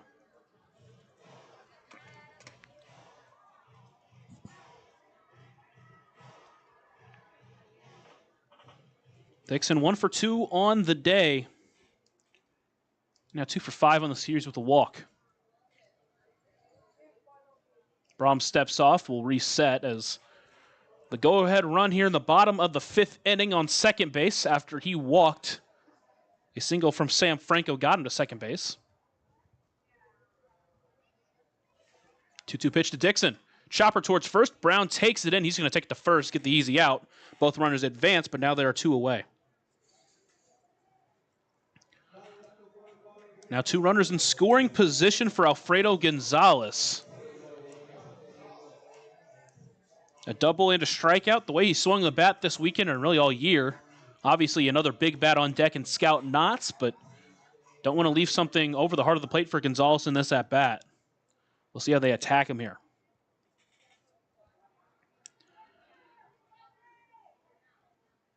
.32-year-old former Chicago White Sox awaits the first pitch, swinging. Chops it towards third, but foul. He's behind 0-1. So when a fastball in there, Gonzalez sitting fastball. Took a hack at it, but couldn't straighten it out.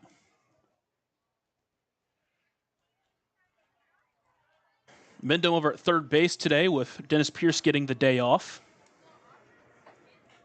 before the team travels to Canada. Next pitch, line towards center field, but Cruz able to bring it in for out number 3.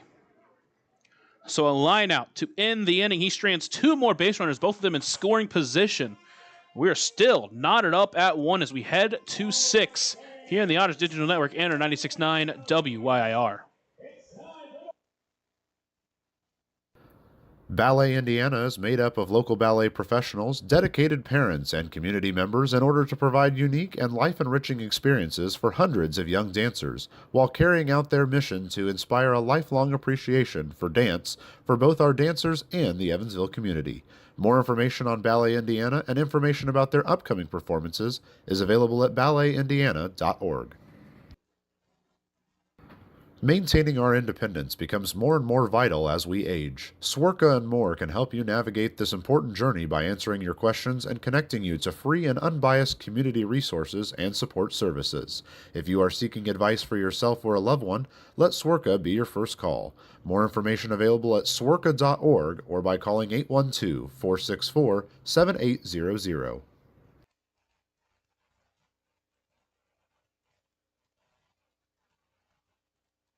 The Otters back up here in the bottom, or in the top of the 6th inning.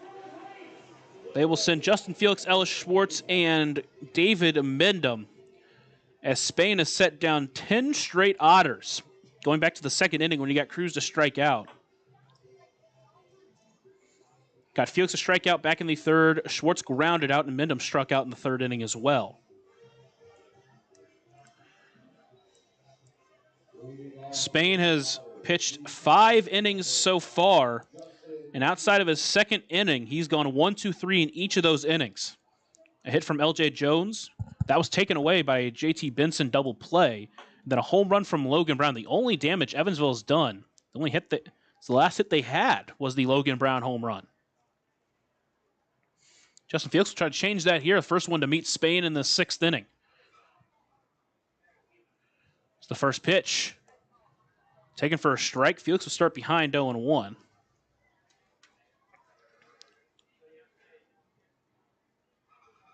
Spain just 62 pitches on the game so far.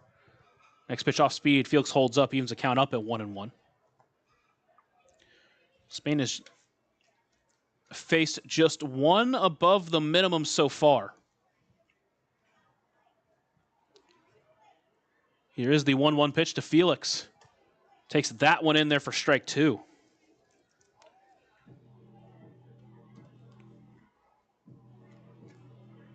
Felix on the season. He's making his first appearance this series. A 307 OBP. Pulled the string, got him swinging out in front of that. Second time Felix has struck out today. And there's one away.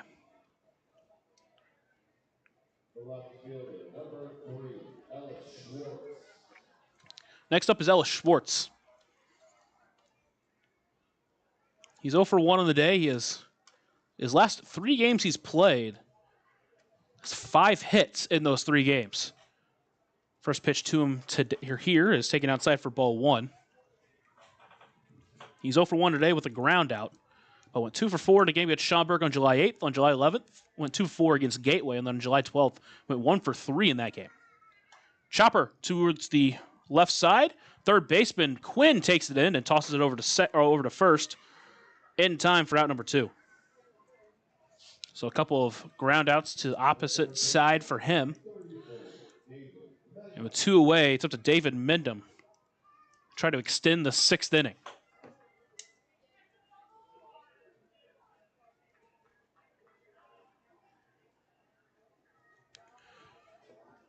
Mendham trying to help the Otters avoid going down 1-2-3 for the 4th straight inning. Takes the first pitch inside for ball 1.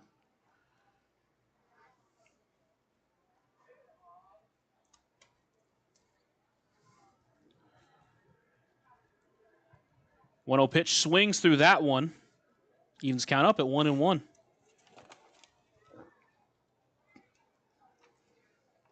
Mendham's walk last night was his 31st of the season.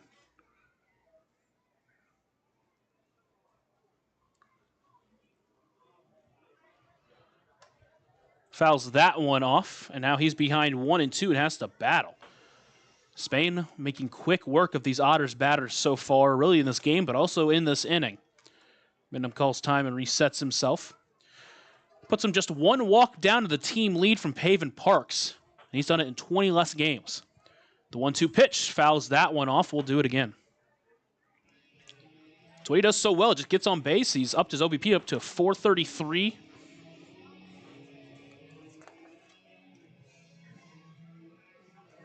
Reached last night 2 times. Now the 1-2 pitch. Off speed, couldn't catch the back door. Evens the count up at 2-2. Mendham in a good battle here. Again, just trying to extend the 6th inning.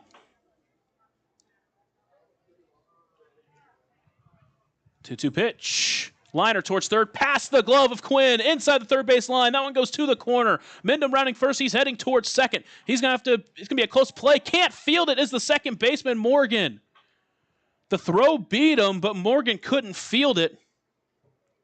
And Mendham's into second base with 2 away.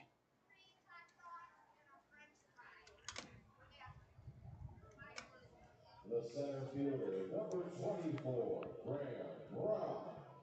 The left fielder, Dixon, was able to eventually get to it and made a strong throw into second base. The Otters may have caught a break there. Now Graham Brown with a chance to give the Otters the lead here. First time they've had a runner on since the 2nd inning. First time they've had a runner in scoring position all day. First pitch to Brown. Big swing, comes up empty. He's behind 0-1.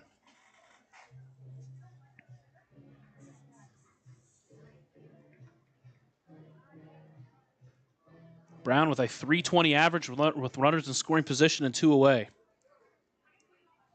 Big opportunity here. It's the 0-1 pitch.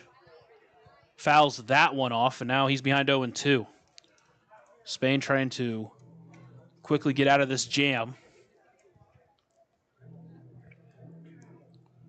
That double for David Mindham, a deer head double-decker double.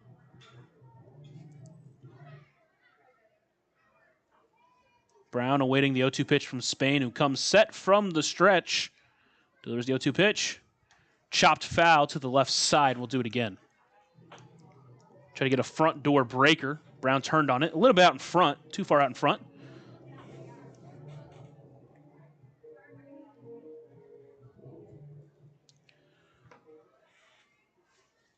The Otters trying to secure their first lead in this game.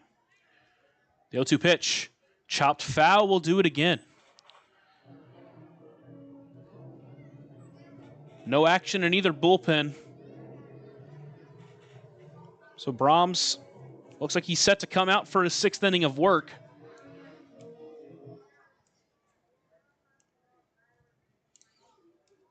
Spain looks in. Brown, the first inning, launched one to center field. 2-2 pitch, chopped foul. Good battle from Brown. He's not going down easily. He's fouled off 3 straight pitches.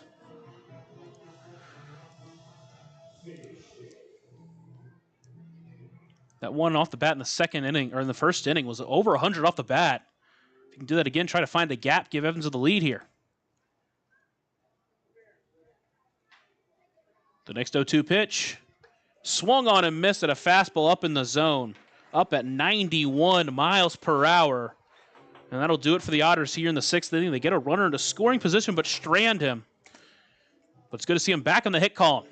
Still knotted up at 1 as we head to the bottom of the 6th inning here in the Otters Digital Network and 96.9 WYIR. Right now in Vanderburgh County, over 800 children are in the child welfare system waiting for someone to be their voice, and you could be that voice by becoming a court-appointed special advocate, a CASA volunteer. Donating just a few hours a month of your time can change a child's life forever. Vanderburgh County CASA invites you to join them. Stand up, speak out, be for the child, be a CASA. For more information, visit vandcasa.com. That's VAND CASA.com. Ballet Indiana is made up of local ballet professionals, dedicated parents, and community members in order to provide unique and life-enriching experiences for hundreds of young dancers, while carrying out their mission to inspire a lifelong appreciation for dance for both our dancers and the Evansville community. More information on Ballet Indiana and information about their upcoming performances is available at balletindiana.org.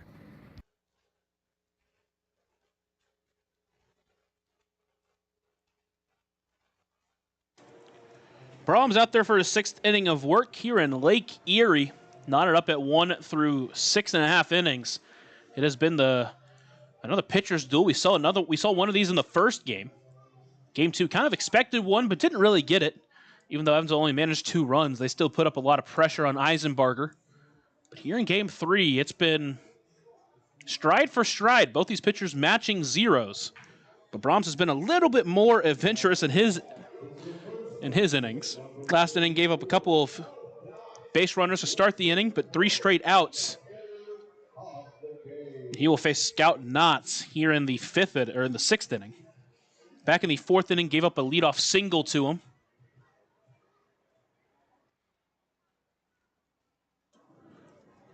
Final game here in Lake Erie before Evansville takes their trip to Canada. First pitch in there for strike 1. Play 3 in Quebec and 3 in Ottawa, and those are going to be 6 of the hardest games all season Evansville has to play. Here's the 0-1 pitch. Misses high, evens count up at 1-1. 9 total hits combined in this game. Both teams have been more limited in that capacity. Here's the 1-1 pitch. Front door breaker in the zone, Knotts behind 1-2. But this has been the thing all game. Brahms has gotten to this point quite often, but he just hasn't been able to get these guys out here.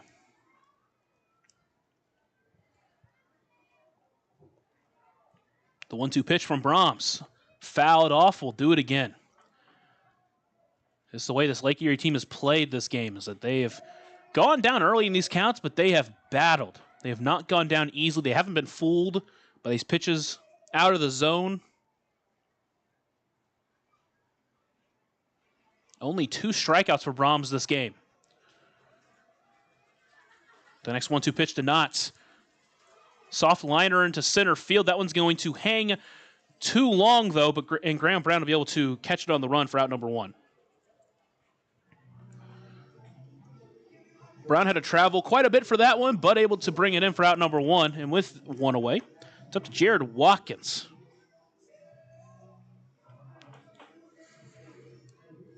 Watkins came to the game 3 for 9 on the series. He's 0 for 2 on the day with a ground out and a fly out.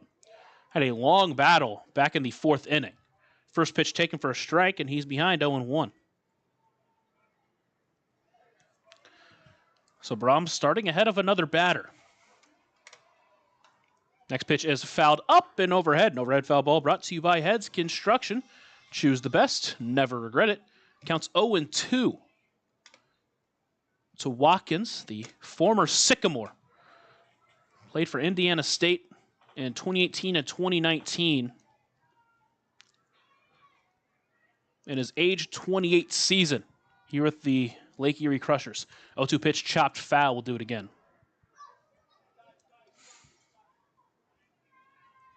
Logan Brown over at first base is basically playing on the first base line. Cruz with his couple of inches into the outfield. Next 0-2 pitch, chopped foul again. So Watkins in another battle. Done a couple of 83-mile-per-hour off-speed pitches trying to get him, but Watkins been able to just make contact with both of them. Next 0-2, fastball goes high, changing the eye level for Watkins at 1-2.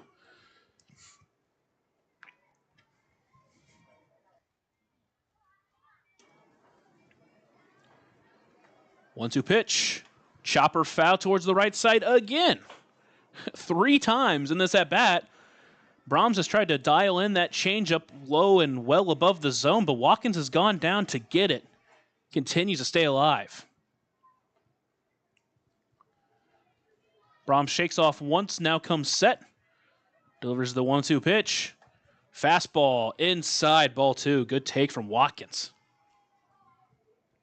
Another well-placed pitch there from Brahms. Just a better take from Watkins.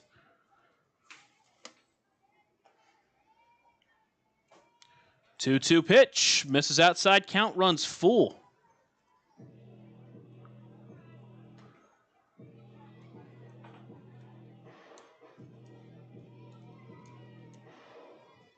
That was pitch 104 for Parker Brahms in this outing. And that pitch misses eye and away, and a 1-out walk for Jared Watkins.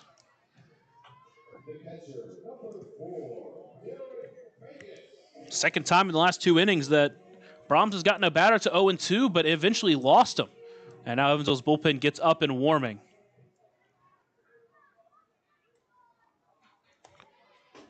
Next up is Derek Vegas.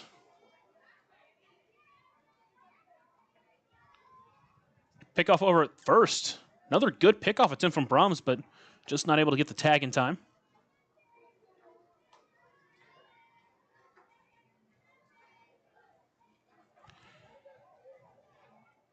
First pitch to Vegas.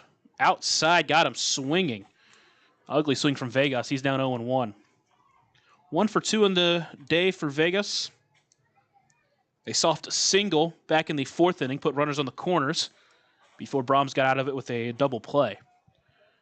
Next pitch lined into right field. That's going to send Jones back a little bit. Now over towards his left, and he'll bring it in for out number 2. 2 away, it's up to Davey Morgan.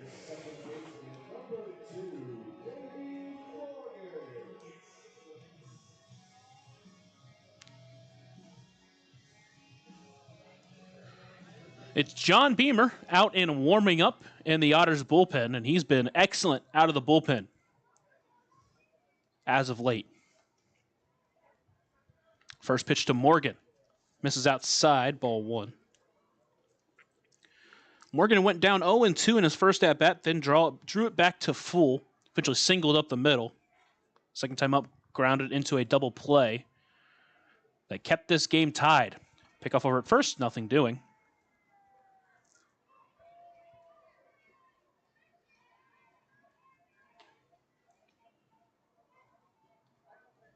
Brahms is set once again. The 1-0 pitch checked his swing to Morgan, but fouled it off. Evens the count up at 1-1.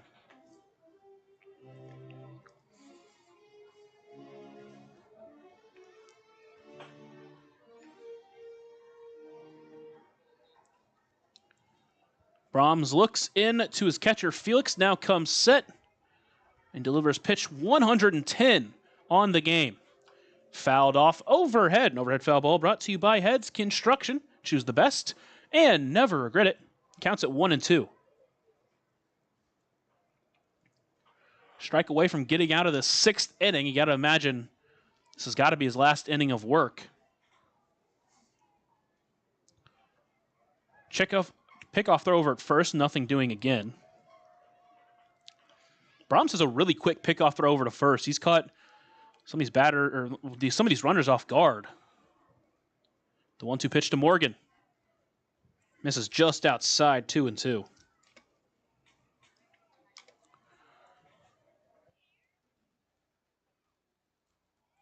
Morgan held off on that off-speed pitch outside.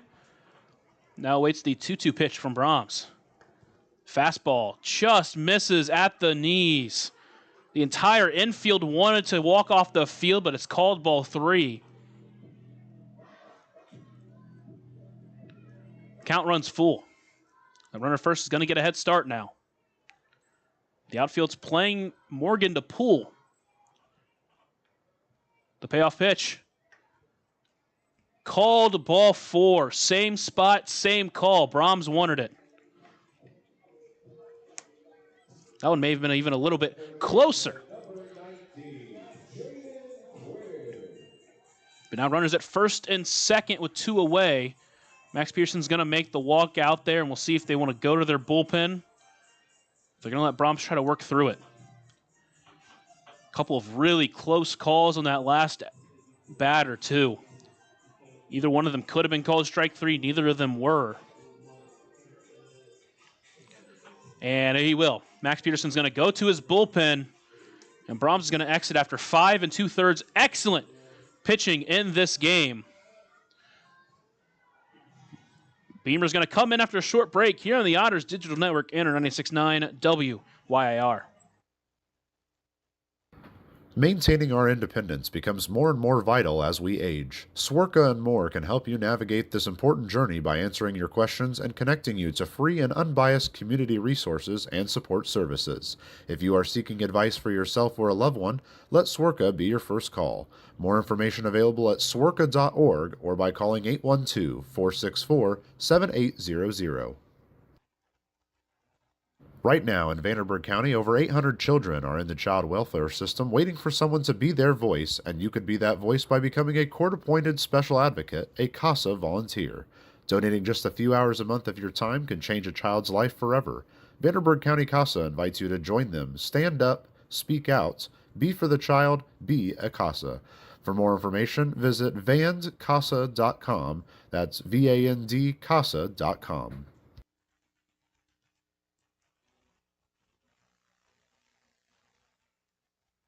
Otters call to the bullpen is John Beamer. Beamer on the mound, Felix behind the plate.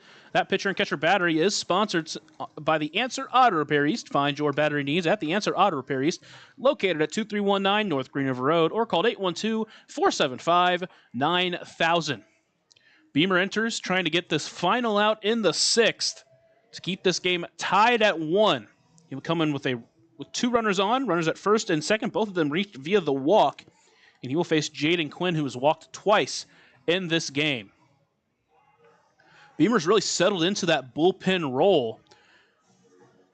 Over his last 4 appearances, he only allowed 1 earned run.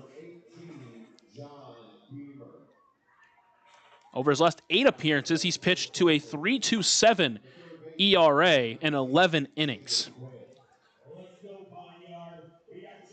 And he will go against Jaden Quinn, who's worked his 12th and 13th walks of the year in his first professional season. And he comes in a big spot. 2 on, 2 away, go-ahead run at second base. First pitch from Beamer. Misses outside, ball 1. Tried to get the back door, but couldn't get it. And this is the spot that this is the role that Beamer played over the last couple of years. Maybe more in a long relief setting, but worked it well. Now in the bullpen, once again, he's worked great. 1-0 pitch, called strike 1, evens the count up at 1-1. Another off speed for Beamer. And we've seen him, he's been able to just lock in to get a couple of big outs. He's looked great. Got a big out in the first game of this series in the 8th inning. The 1-1 pitch pulled the string on him again. He's out in front of it and counts at 1-2. 3 straight off-speed pitches to Quinn to start this at-bat. We know he's got the fastball. He can get up to 93 or 94. Beamer set. Delivers the 1-2 pitch. With another off-speed, that one missed outside. Counts at 2-2.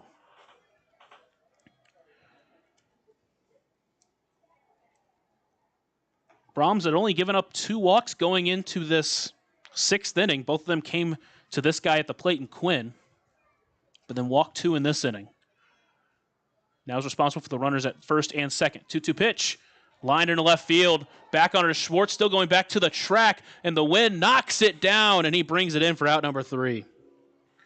Quinn went out there and put a good swing on that fastball, but 2 runners are stranded, and we get to the final 3 frames, still knotted up at 1 here on the Honors Digital Network and 96.9 WYIR. Ballet Indiana is made up of local ballet professionals, dedicated parents, and community members in order to provide unique and life-enriching experiences for hundreds of young dancers, while carrying out their mission to inspire a lifelong appreciation for dance for both our dancers and the Evansville community. More information on Ballet Indiana and information about their upcoming performances is available at balletindiana.org.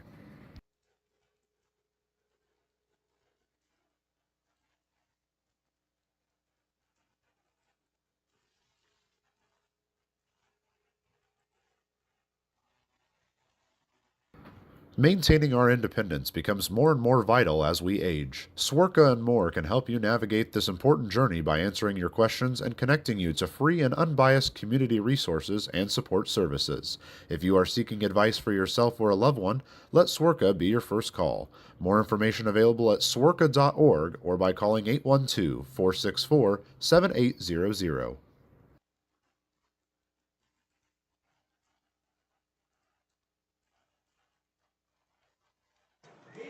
We head to the final 3 frames here in Avon, Ohio. We're knotted up at 1. Both starting pitchers looked really good. Evansville finally went to their bullpen, but Dylan Spain still out, and why not? He's only given up 1 hit since the 2nd inning. That was a 2-out double from David Mindham. He would eventually be stranded there in the 6th. And now as we head to the 7th inning, it'll be Pavin Parks to lead off this inning. He will step into the left-handed batter's box and try to get this inning started in the right way for Evansville. Does have a leadoff home run this year.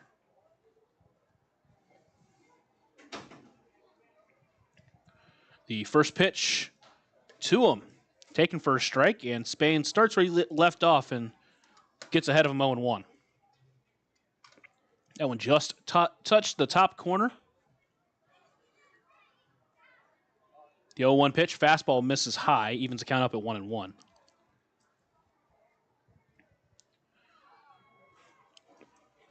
Alongside being effective, Spain has been very efficient. Just 80 pitches so far. Next pitch, line towards the right side, but foul. Counts at 1-2.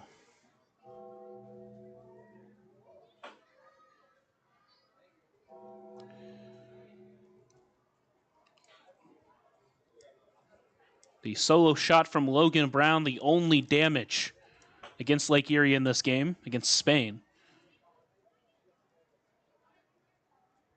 Here is the 1-2 pitch to the Otters shortstop. Misses low and away, 2-2.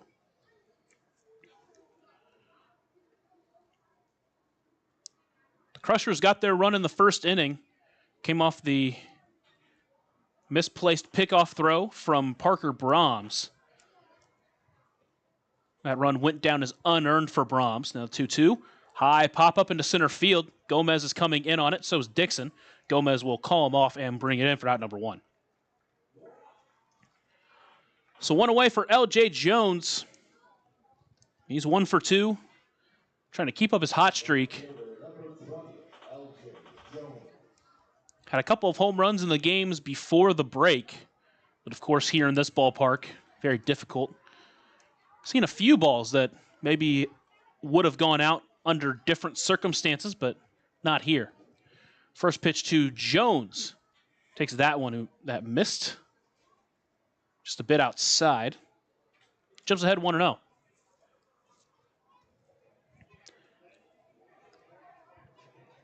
One 0 pitch. That one does find the zone. Evens the count up at 1-1. Place the breaker in there perfectly.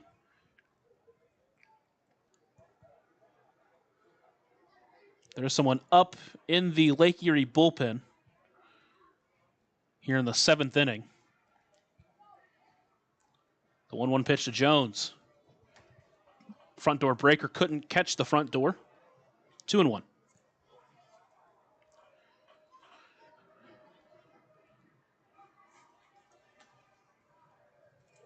Fastball on the ground towards short. Watkins takes it in.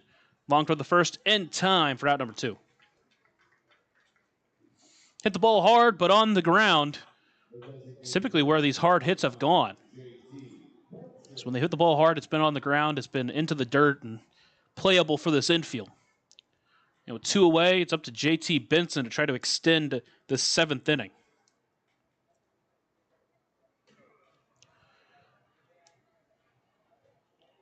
Spain searching for his 5th 1-2-3 inning. First pitch to Benson is lifted into center field. In on is Gomez, out on is Watkins. Gomez is going to get under it, and he's going to bring it in for out number 3. So Spain works a quick 8th, or quick 7th. We head to the bottom of the 7th here on the Otters Digital Network, and 96.9 WYIR. Right now in Vanderburgh County, over 800 children are in the child welfare system waiting for someone to be their voice, and you could be that voice by becoming a court-appointed special advocate, a CASA volunteer. Donating just a few hours a month of your time can change a child's life forever. Vanderburgh County CASA invites you to join them. Stand up, speak out, be for the child, be a CASA. For more information, visit vandcasa.com. That's VAND CASA.com.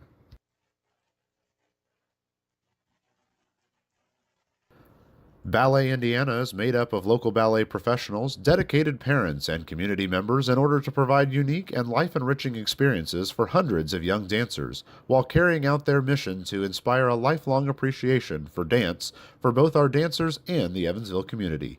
More information on Ballet Indiana and information about their upcoming performances is available at balletindiana.org.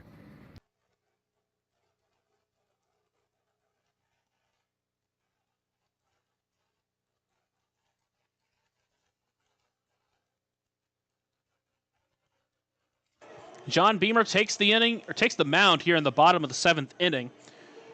Got a big out of Quinn to end the 6th, stranding 2 runners. And now he'll work the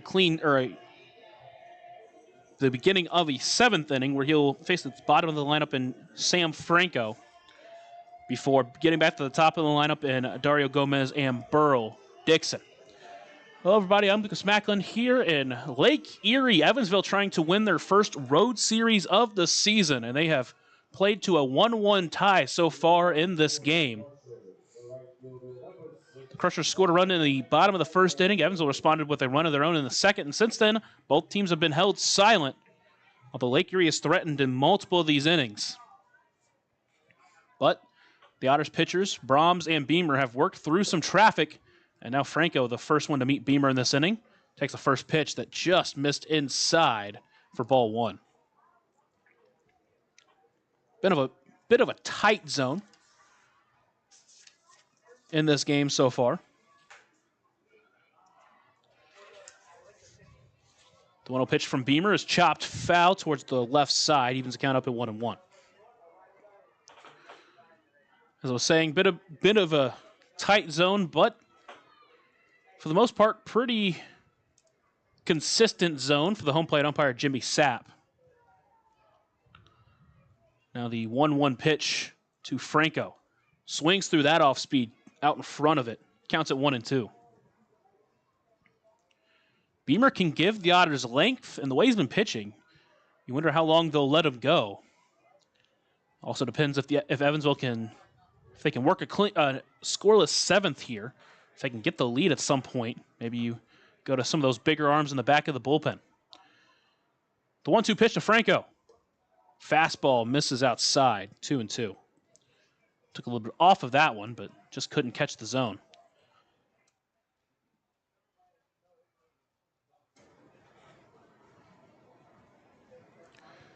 Two-two pitch from Beamer, who works from the stretch. Fastball misses low, count runs full. Franco in this game is 1 for 2, making him 2 for 8 in this series. The payoff pitch from Beamer. Misses ball 4. Leadoff walk for Lake Erie, and another at-bat where an Evansville pitcher gets out in front early, just can't finish them off.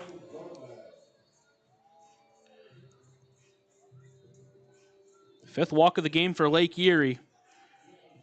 And now we're back to the top of the lineup, and Dario Gomez struck out in the first inning. Since then has tried to bunt twice. Once was a bunt back to the pitcher, out for out. And then he popped out to the first baseman, Logan Brown. First pitch to Gomez here is in there for a strike. Right down Main Street for Beamer, and he's ahead 0-1.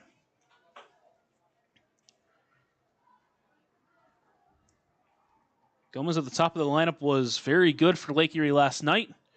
Still looking to try to reach base for the first time today. Squared on a bunt. Didn't go, but the ball got away from Felix. He couldn't find it. And the runner advances to second base. The count evens up at 1-1.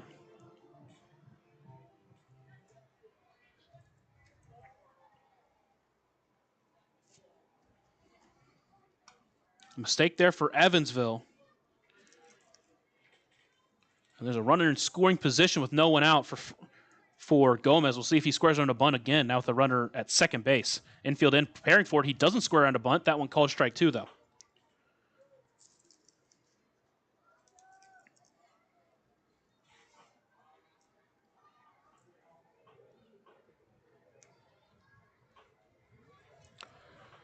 Beamer trying to get the first out of this inning to keep that runner at second base. The 1-2 pitch. Swings at that one. He fouls it up and overhead. An overhead foul ball brought to you by Heads Construction. Choose the best. Never regret it.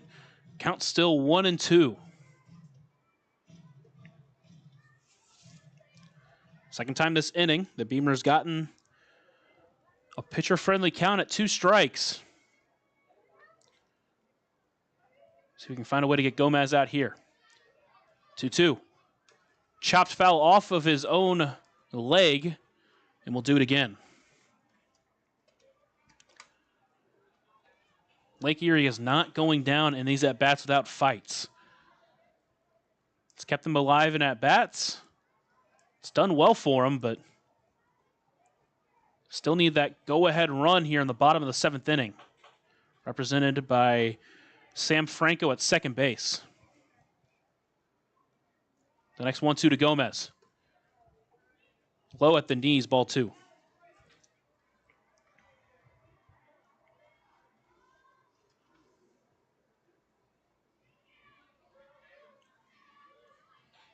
Gomez stands 5'8". It's a small zone for him. First season here with Lake Erie. It's a 2-2 pitch. Misses high, count runs full again.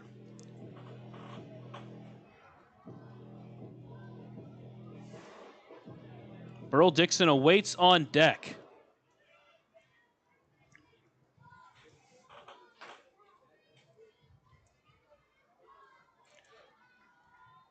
Payoff pitch to Gomez. Lined into right field. That one's hooking. It's going to stay fair and go all the way to the corner. The go-ahead run's going to come in to score. Gomez is running around second. He's heading for third. Throw comes in. Throw comes into third base. It's offline, and he's safe.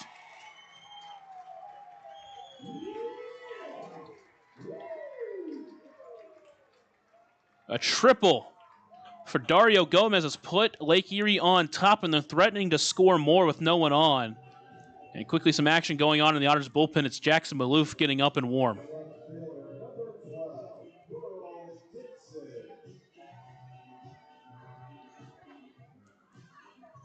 Both these batters were down at 1-2, but Beamer just not able to find the put-away pitch. Lake Erie not going down without fights, and it's worked out in their favor. Infield comes in to try to keep this one-run deficit where it's at now.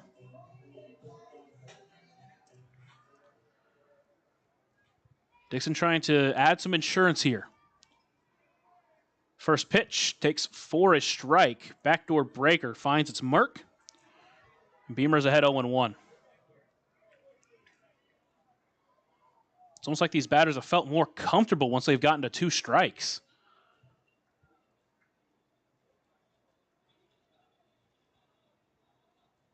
The 0-1 pitch to Dixon gets, and it's going to hit him. Looked like it was going to get away from Felix, but it actually hit him. So a third base runner reaches.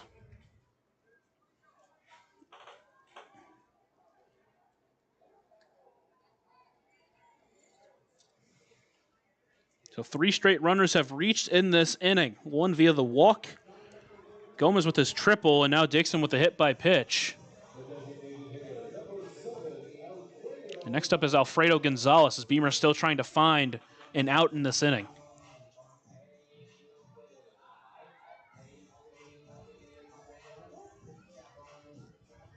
Gonzalez is 1 for 3 with a double.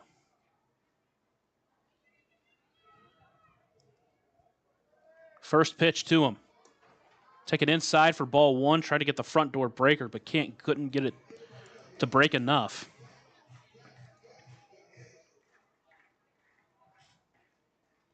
Gonzalez is 4 for 11 in this series with a couple of doubles. So he's hit the ball hard all weekend.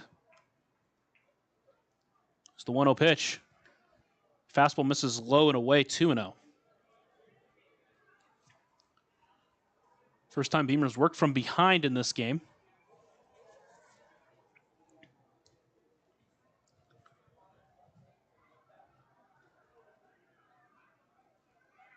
Two-0 pitch to Gonzalez. Checked his swing, didn't go. Pitch misses outside, 3-0.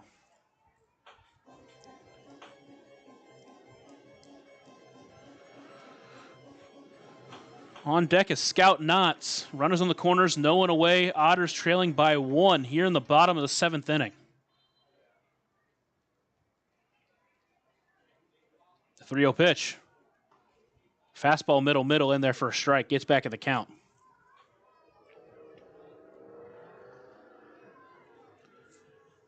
Three and one, trying to stall this Crushers offense that have taken the lead here in the 7th inning. Threatening to score more with runners on the corners and no one away.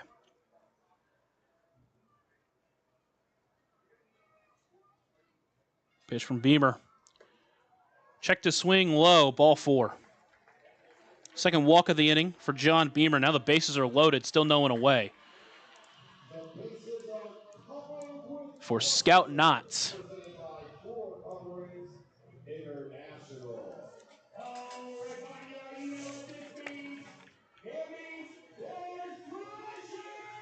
Looks like Max Peterson's going to stick with Beamer out there against Knotts.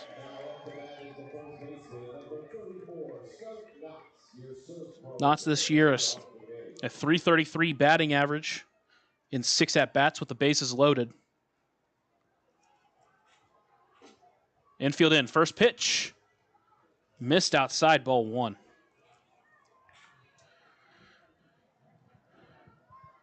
This Lake Erie team doesn't chase too often.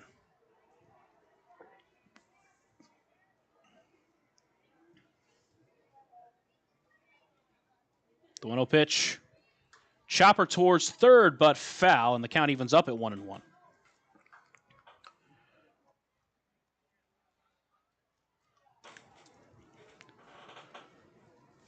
This inning started with Beamer at a 1-2 count.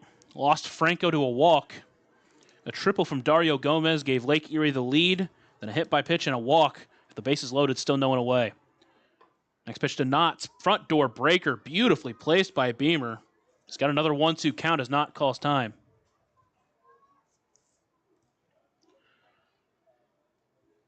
Knotts has been the slugger in this lineup. 273 batting average, team leading 9 home runs. A team that doesn't hit a lot of home runs, doesn't score a lot of runs. But their pitching has led them to a 30-26 record as they lead the Central Division. The 1-2 pitch, liner into left center field. In on it is Schwartz. He'll bring it in for out number 1. Throw into home is going to go to the plate, but no one challenges. And a big out number 1 for Evansville.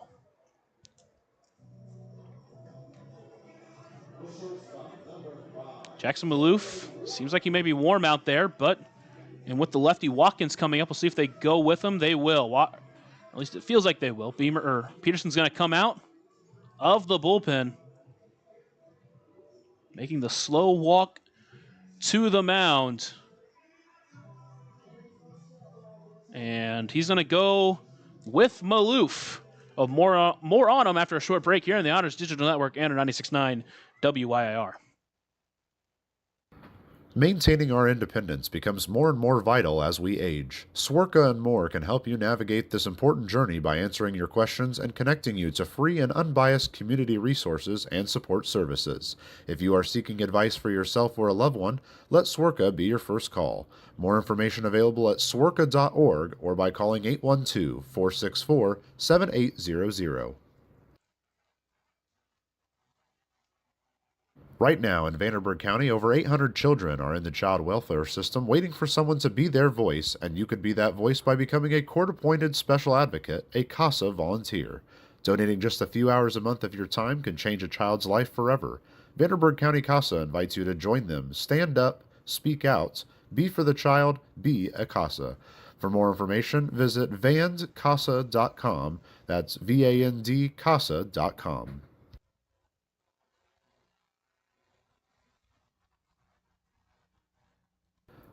Ballet Indiana is made up of local ballet professionals, dedicated parents, and community members in order to provide unique and life-enriching experiences for hundreds of young dancers, while carrying out their mission to inspire a lifelong appreciation for dance for both our dancers and the Evansville community. More information on Ballet Indiana and information about their upcoming performances is available at balletindiana.org.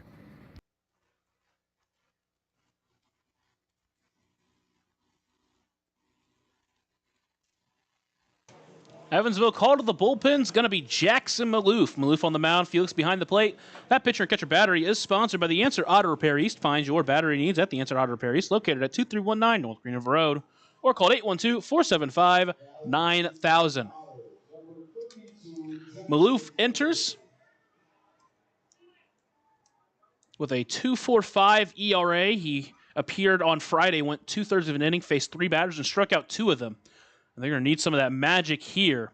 He's had an excellent start to his Otters career, giving up 1 earned run in 3 2/3 innings pitched. And the lefty comes out, or the southpaw comes out, faces the lefty Jared Watkins. First pitch, tried to get the front door breaker, but couldn't get it to break enough, and he starts behind 1-0. Nowhere to put him. Just not able to get enough break on that first pitch. He's had a lot of good off-speed stuff as Maloof to start his career.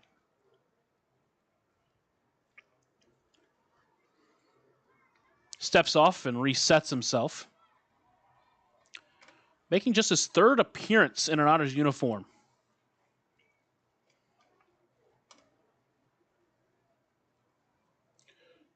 One-0 pitch, soft liner into foul territory, evens the count up at 1-1. Had him out in front of that another off-speed pitch. Made his first appearance on July 11th. Pitched 3 innings, allowed 2 runs, only 1 of them earned. Gave up 5 hits, struck out 4. Didn't walk anybody against Gateway in that game. And then in a high-stress situation in the bottom of the 8th inning, 1-1 pitch, called strike 2. He's got Watkins to 2 strikes. Faced 3 batters here in Lake Erie, struck out 2 of them. Did give up a hit. Beamer came in and finished that inning. Now it's Maloof following Beamer. Corners in, middle infield out or in double play depth, preparing to try to get a double play. He'll step off and reset himself. Maloof trying to work out of this jam here. Inherited the bases loaded with one away. It's the 1-2 pitch.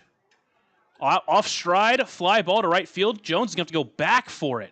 He's going to bring it in for out number 2. He's going to throw it into the cutoff man, Cruz. No play at the plate. And Watkins able to muscle it out enough to score a second run for Lake Erie in this inning.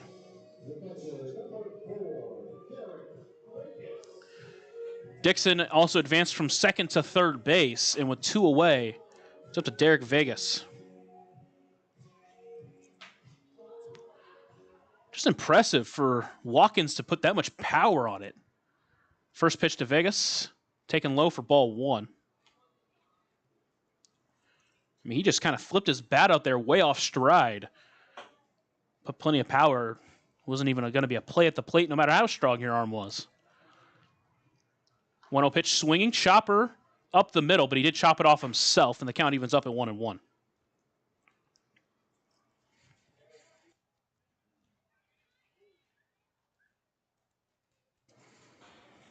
Maloof has shown the ability to place his off-speed stuff pretty much wherever he wants it. His fastball has been the pitch that he's struggled with control more often than not. 1-1 pitch, chopper towards third, taken in by Mendham. Took a short throw to second in time for out number 3. Gonzalez wasn't even really running to second base, so he could have walked it over there. And that will end this inning, but not before Lake Erie scores 2 and takes the lead. We head to the top of the 8th inning. Otters need a couple of runs here in the Otters Digital Network and 96.9 WYIR. Maintaining our independence becomes more and more vital as we age. Swerka and More can help you navigate this important journey by answering your questions and connecting you to free and unbiased community resources and support services. If you are seeking advice for yourself or a loved one, let Swerka be your first call. More information available at swerka.org or by calling 812-464-7800.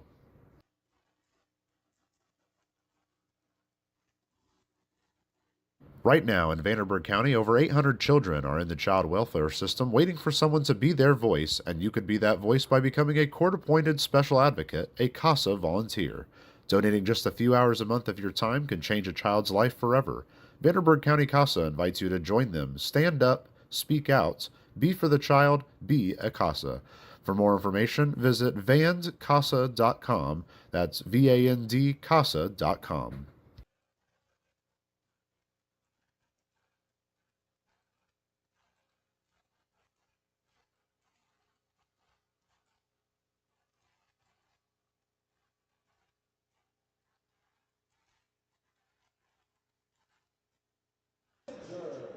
Lake Erie called the bullpen. Number 11, Brandon Sittinger, made an appearance last night, and he has been elite out of the bullpen. He's been almost untouchable since he shifted to a bullpen arm. Sittinger on the mound, behind the plate, Derek Vegas. That pitcher-catcher battery is sponsored by the Answer Auto Repair East, located at 2319 North Green River Road, or called 812-475-9000. Sittinger now entering with a 4.19 ERA, but that is quite a bit deceiving as he delivers the first pitch to Logan Brown, taken for a strike. He's behind 0-1. Since June 10th, he's only given up 2 hits out of the bullpen. One of those came last night. Next pitch, chopper towards first. Sittinger's not going to get it. It'll be Knotts. He's going to take it himself and bring it in for out number 1.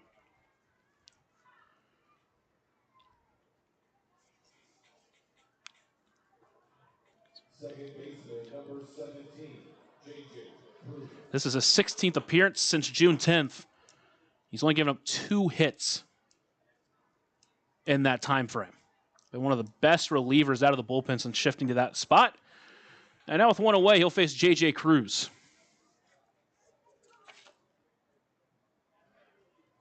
First pitch swinging, he fouls that one up and overhead. An overhead foul ball brought to you by Heads Construction. Choose the best and never regret it.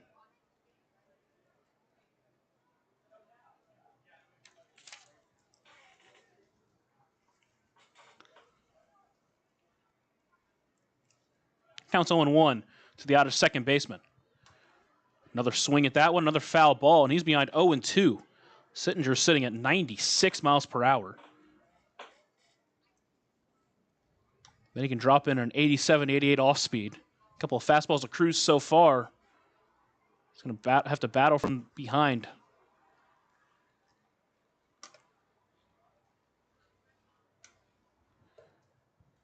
Another fastball misses. Good take by Cruz. Counts at 1-2.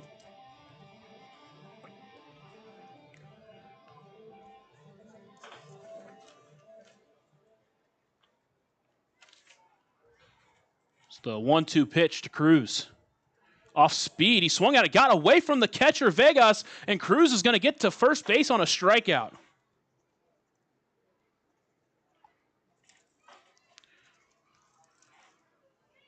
The Otters catch a break, and they have a runner at first with only one away.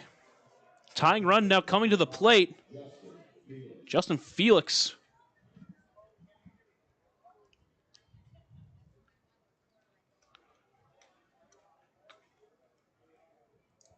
Felix represents the tying run at the plate. Sittinger comes set, delivers the first pitch, swinging for Felix.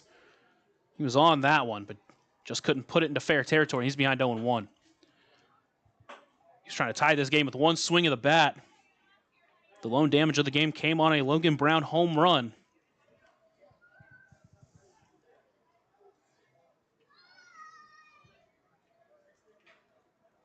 It's the 0-1 pitch to Sittinger. Sittinger holds, now delivers. Another foul ball from Felix. Now he's behind 0-2. Sittinger on the mound doesn't mind holding, playing with that pitch clock, letting the time go down, trying to vary up his speeds to the mound. Keeps him from being able to be timed up, obviously by the runners, but also by the hitters. Comes set with 6 seconds on the pitch clock. Now delivers. Another foul ball by Felix. That one up in the air. That one's going to get out of play again, and we'll do it again. Just gone straight fastballs to Justin Felix so far. Get a 3 straight fastballs, see if he wants to switch it up. Just trying to blow it by him. Hasn't been able to yet. Felix has made contact with all 3 of them.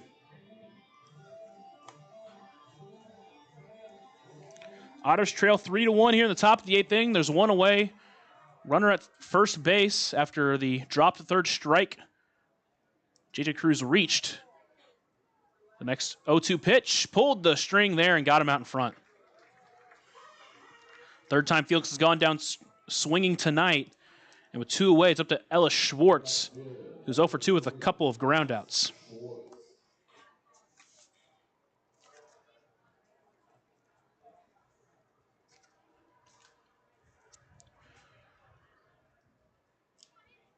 Schwartz with hits in his last 3 games, trying to keep that up here. First pitch, fastball misses outside. He jumps out in front 1-0.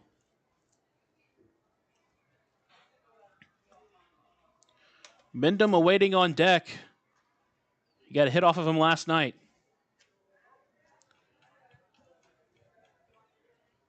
The 1-0 pitch to Schwartz as Sittinger set, now delivers.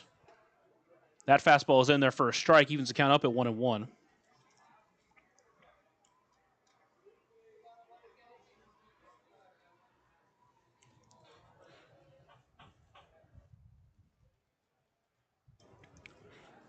Cruz leads off over at first base. Sittinger sets and delivers the 1-1 pitch. Another fastball, another miss outside, 2-1. Sittinger, the former Evansville Otter, played with the Arizona Diamondbacks back here in the Frontier League this season. Initially started as a starter, they moved him to the bullpen, and it's been the right move. 2-1 in the dirt, 3-1.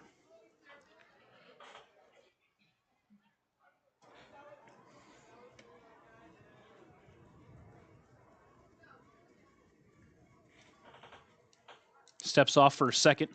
Only pitched in 5 games for Arizona back in 2021. entering his age 25 season here with Lake Erie. 3-1 pitch swinging for Schwartz. Comes up empty, count runs full.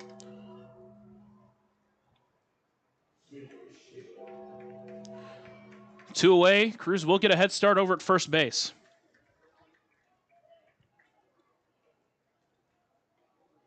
Sittinger set. Delivers the payoff pitch.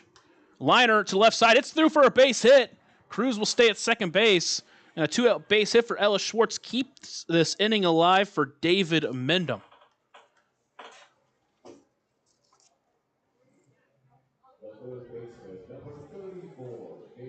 And Mendham in a spot right here. He's at 7 at-bats with runners in scoring position and 2 away. He's hit 429 in those opportunities. Doubled in his last at-bat to extend his on-base streak to 24.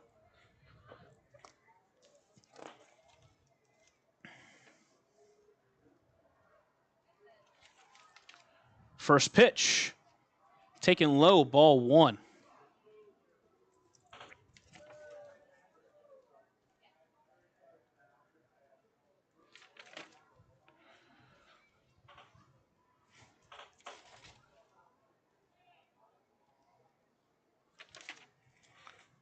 One 0 pitch, misses high, 2-0.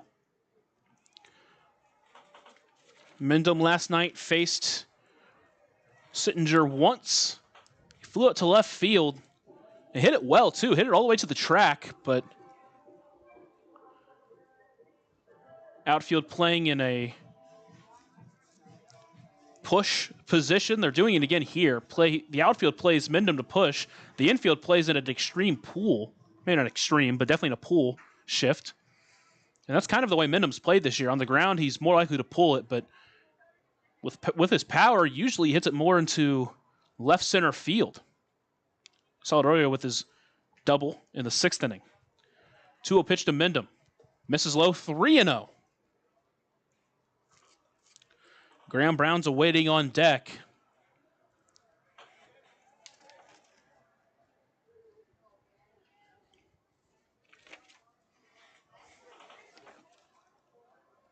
He didn't face Sittinger last night. 3-0 pitch to Mendham. Takes it, ball 4, bases loaded.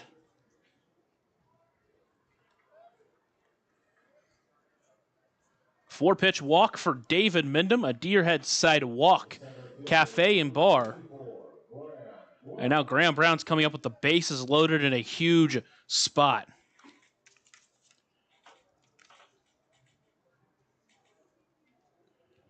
Brown's had 8 at-bats with the bases loaded. He has a 250 average. A 320 average coming to this game with runners in scoring position. Looks like the Lake Erie pitching coach out to have a conversation with Sittinger. Top of the 8th inning, Otters trail 3-1. Tying runs at second base, go-ahead runs at first, represented by David Mendham. It's been a very pitcher-friendly ball game.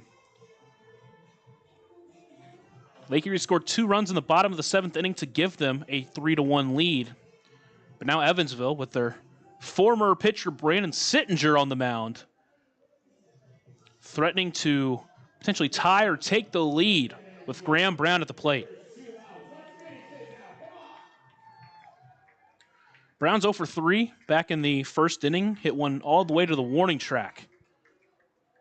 Grounded out in the 4th inning on a check swing and then struck out swinging with Mendham at second base in the 6th. Sittinger is set, delivers the first pitch. Swinging for Brown, a chopper towards third, but it's foul, and he'll be behind 0-1. He was ready. Took a little bit off of that to Sittinger. And now Brown behind 0-1. Again, Sittinger up at 95, 96. He's not inaccurate with it. Sittinger set, delivers the 0-1 pitch. In the dirt, ball 1, evens the count up.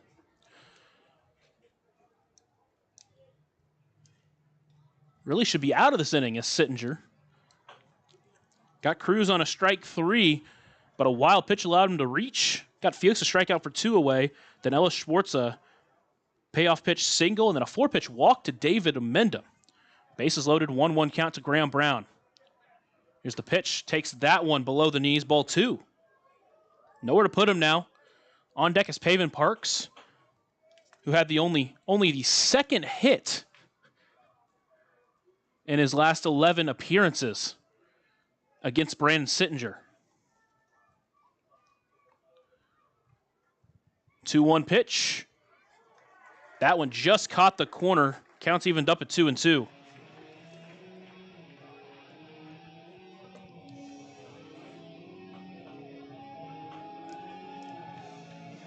The Otters only 4 outs left. You really need to try to get something here, if possible. Sittinger has been so good out of the bullpen. Got to take advantage. Brown awaits. Sittinger set. 2-2 pitch. Taken low. Ball 3. Count runs full. Runners are going to get a head start. Another one that, again, home plate umpire, Jimmy Sapp. It's been a tight zone, but it's been consistent. Now the count's full. Sittinger set. Close stance on the mound for Sittinger. Payoff pitch, runners take off. Swung on and missed, strike 3. The Otters strand the bases loaded and can't take advantage. Head to the bottom of the 8th inning. Otters trail 3-1 here on the Otters Digital Network and 96.9 WYIR.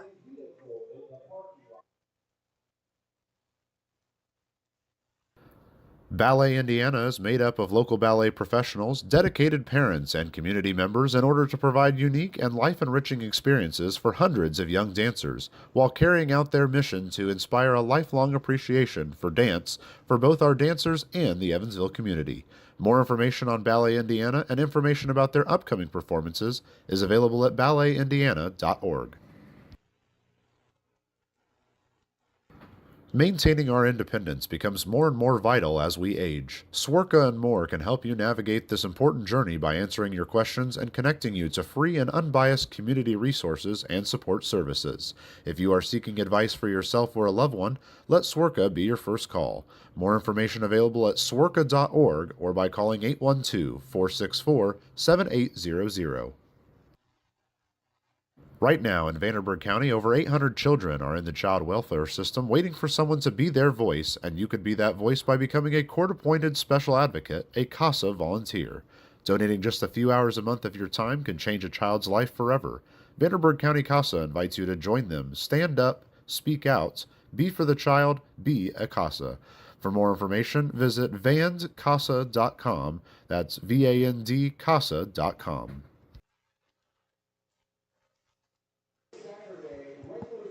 Jackson Maloof finishing up his warm-ups here for the 8th inning. Came in the 7th to get a couple of outs. Did give up a sacrifice fly to allow Lake Erie to take a 3-1 lead. Not on a bad pitch by any means. Watkins just muscled it out there. Then got the ground out by Vegas to end the inning. Now he'll face Davey Morgan, Jaden Quinn, and Sam Franco here in the 8th inning.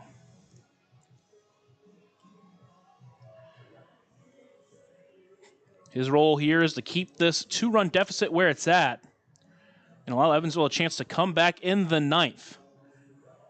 Otters trail 3-1, bottom of the 8th inning. A lot of zeros on that board. First pitch to Morgan. First pitch swinging, chops it foul, and he'll be behind 0-1. A run in the first inning for Lake Erie, a run in the top of the second for the Otters off a Logan Brown home run, and then all zeros until the bottom of the 7th inning where Lake Erie took a 3-1 lead. 0-1 pitch to Morgan, misses high, counts evened up at 1-1. Jackson Maloof continues to work very strong out of the Otters bullpen.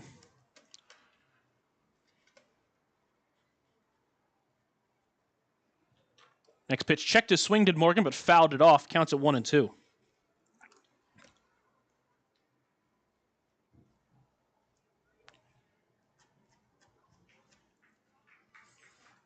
Maloof, last couple of appearances have been back end, big moments out of the bullpen.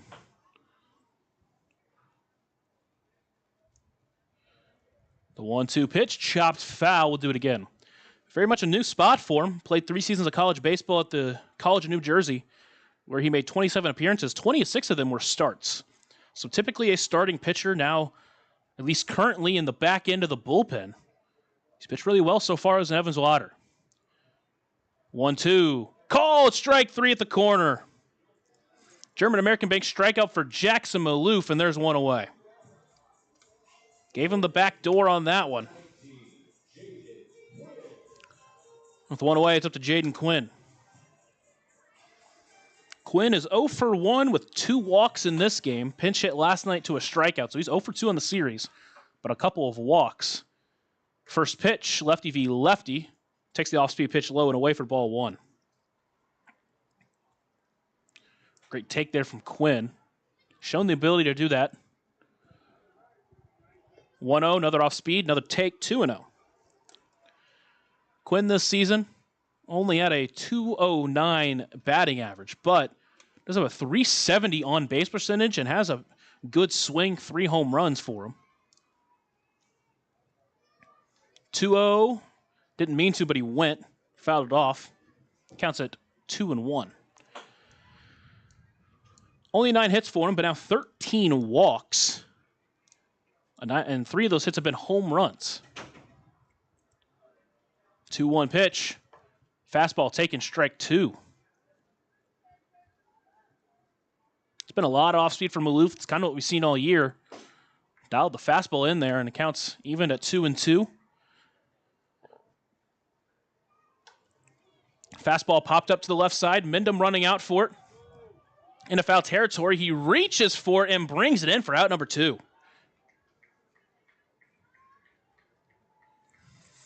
Had to do a little dance around the bullpen area out for Lake Erie, but brings it in with 2 away. The 9-hole hitter, Sam Franco, coming up to the plate.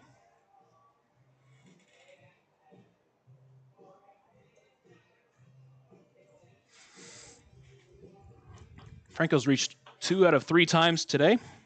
A single in the 5th, a walk in the 7th. First pitch takes inside for ball 1. He also grounded out back to the pitcher back in the 2nd inning. Brahms gave Evansville a great start. Next pitch to Franco is fouled off. Count evens up at 1-1. Pitched 5 2/3 innings, allowed 6 hits, walked 4. Only gave up 1 run. It came unearned back in the very first inning. Struck out 2. John Beamer did well to finish off the 6th inning, but struggled in the 7th. Couldn't find a way to get some put-away pitches. The 1-1 pitch. Chopper towards the left side. Parks has to charge on it. He does. Throw to first. Strong throw in time. Out number 3. So Maloof goes 1-2-3 in the 8th. Otters come to the 9th, needing 2 runs. Here in the Otters Digital Network and our 96.9 WYIR. Ballet Indiana is made up of local ballet professionals, dedicated parents, and community members in order to provide unique and life-enriching experiences for hundreds of young dancers, while carrying out their mission to inspire a lifelong appreciation for dance for both our dancers and the Evansville community. More information on Ballet Indiana and information about their upcoming performances is available at balletindiana.org.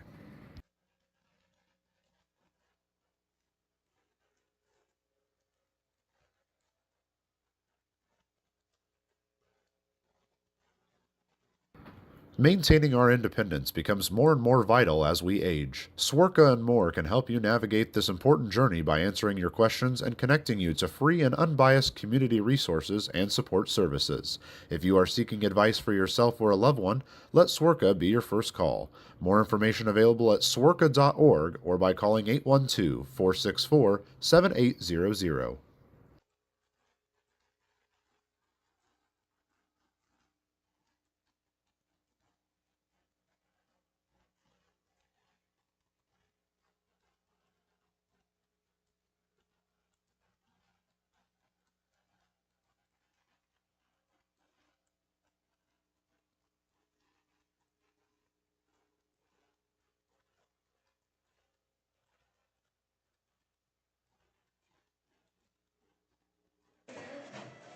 Lake Erie called the bullpen. It's going to be number 21, Michael Brewer. Brewer on the mound, Vegas behind the plate. That pitcher catcher battery is sponsored by the Answer Auto Repair East, located at 2319 North Greenwood Road, or call 812-475-9000. Brewer has been the back-end anchor of this Lake Erie squad. He enters his 23rd game, has 9 saves this season, has pitched to a 1.24 ERA. This will be the 3rd time Evansville's faced him this season. Earned a save back on June 12th against the team. He will face Paven Parks to lead off this inning. First pitch from Brewer. Taken low at the knees for ball 1. In 2 innings of work against Evansville this season, he's given up 1 hit, and he's earned 1 save and struck out 2 without walking anybody. The 1-0 pitch swung on and deep to center, left center field. Gomez over towards it, so is Dixon.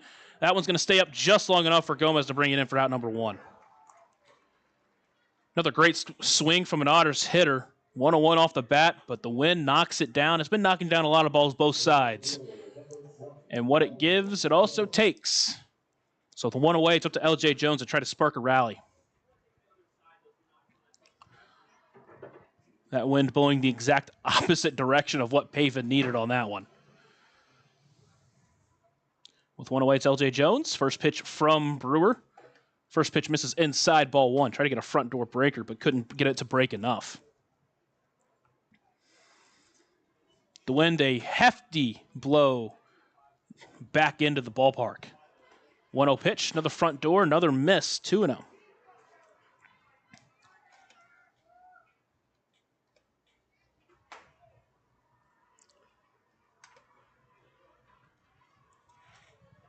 Two-0 pitch, fastball. That one finds the zone.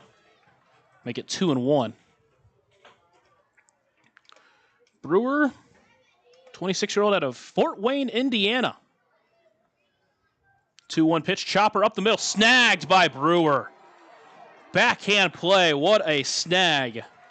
And there are 2 away. Taking a hit away from L.J. Jones. And now Evansville down to their final out in the form of J.T. Benson.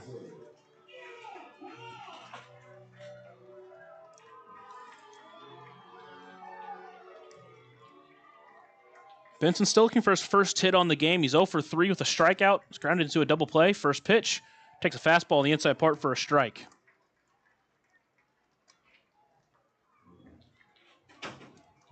The Otters only 4 runs in all 3 games so far here in Lake Erie. Next pitch low, 2, or evens it up at 1-1, I should say.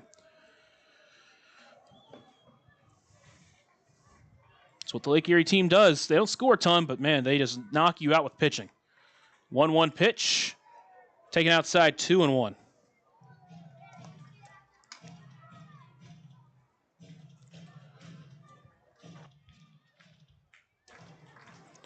Brewer works from the far first base side of the rubber. 2-1 pitch to Benson. Swings at that one, fouls it off. Back towards the Otters bullpen, or dugout, I should say. Counts even at 2-2. Otters down to their final strike. Need to get that tying run to the plate. Stands on deck in the form of Logan Brown. Count 2-2 to the Otters. DH today, J.T. Benson, all-star this season. 2-2 pitch, taken just outside, ball 3. Count runs full. Mission get on base by any means necessary. He's got a full count. Brewer works and delivers the payoff pitch. Swung at that one, popped up into foul territory. It's going to get out of play. We'll do it again.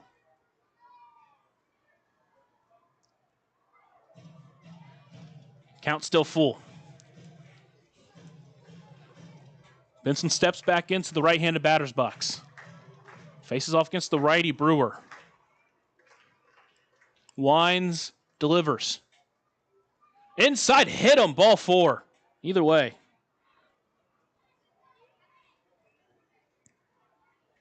Tying run does come to the plate. Stands in the form of Logan Brown, who's done the only damage so far today for Evansville, with a home run back in the 2nd inning.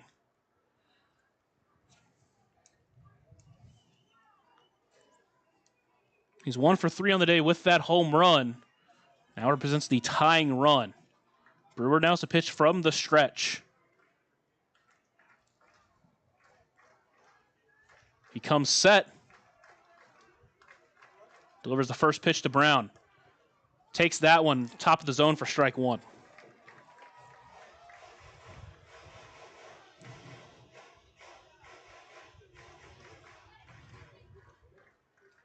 Alex Valdez now warming up in the bullpen just in case.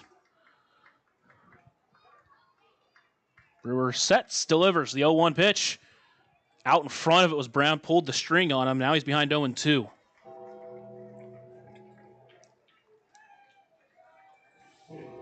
Has to battle from behind.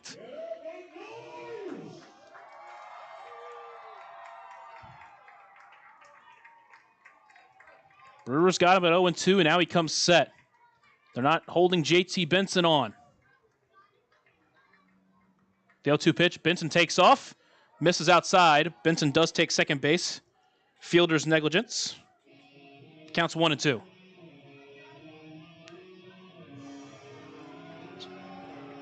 Indifference was the word I was looking for. Fielder's indifference. Counts 1-2. Brewer set once again. Delivers the 1-2 pitch in the dirt, ball 2. Stopped by Vegas behind the plate. Benson stays put. Count was at 0-2. Now it's 2-2. Logan Brown's battled here. This Evansville team's not going away quietly. Time is called. And there's another baseball that's found its way to the field. Fans out there in left field stalling. Get that ball back out of play and we'll reset everything. Count still 2-2. Logan Brown at first base today after catching the last 2 games.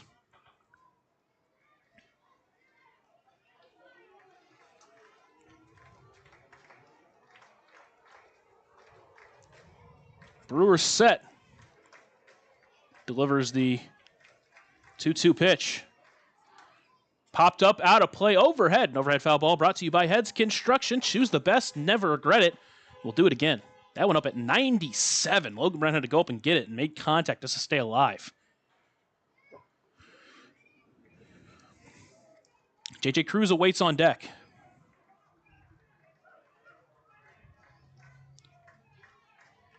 The next 2-2 from Brewer. Liner into left field. That's going to get through for a base hit. Benson's going to hold at third, and the Otters stay alive. A couple of 2-out base runners for Evansville, and J.J. Cruz gonna make the walk to the plate. Logan Brown's 4th 2-hit game in his last 7 games. Really should have been 5th after last night's fiasco, but the play that got Andy McCauley tossed. But either way, keeps the Otters alive. Now it's J.J. Cruz. If you leave a first pitch fastball over the heart of the plate, Cruz can send it a far way. Represents the go-ahead run. Logan Brown, the tying run over at first. Brewer delivers. First pitch fastball at the knees, perfectly placed, and he's ahead 0-1.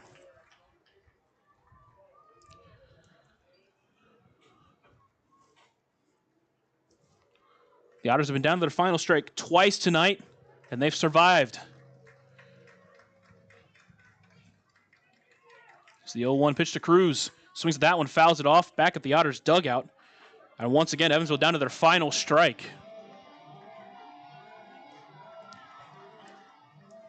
Otters trail 3-1. Tying run at first in Logan Brown. Go-ahead run at the plate and J.J. Cruz here in the top of the 9th inning. 2 away, 2 on, counts 0-2.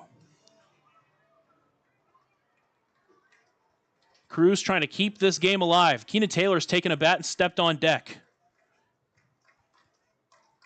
The 0-2 pitch, swing and a miss, strike 3. So the Otters in back-to-back innings get the go-ahead run to the plate, but can't push across runs in the 8th and the 9th and lose 3-1. We'll talk more about it on the post-game show here on the Otters Digital Network and 96.9 WYIR. Right now in Vanderburgh County, over 800 children are in the child welfare system waiting for someone to be their voice, and you could be that voice by becoming a court-appointed special advocate, a CASA volunteer. Donating just a few hours a month of your time can change a child's life forever. Vanderburgh County CASA invites you to join them. Stand up, speak out, be for the child, be a CASA. For more information, visit vandcasa.com. That's VAND-CASA.com.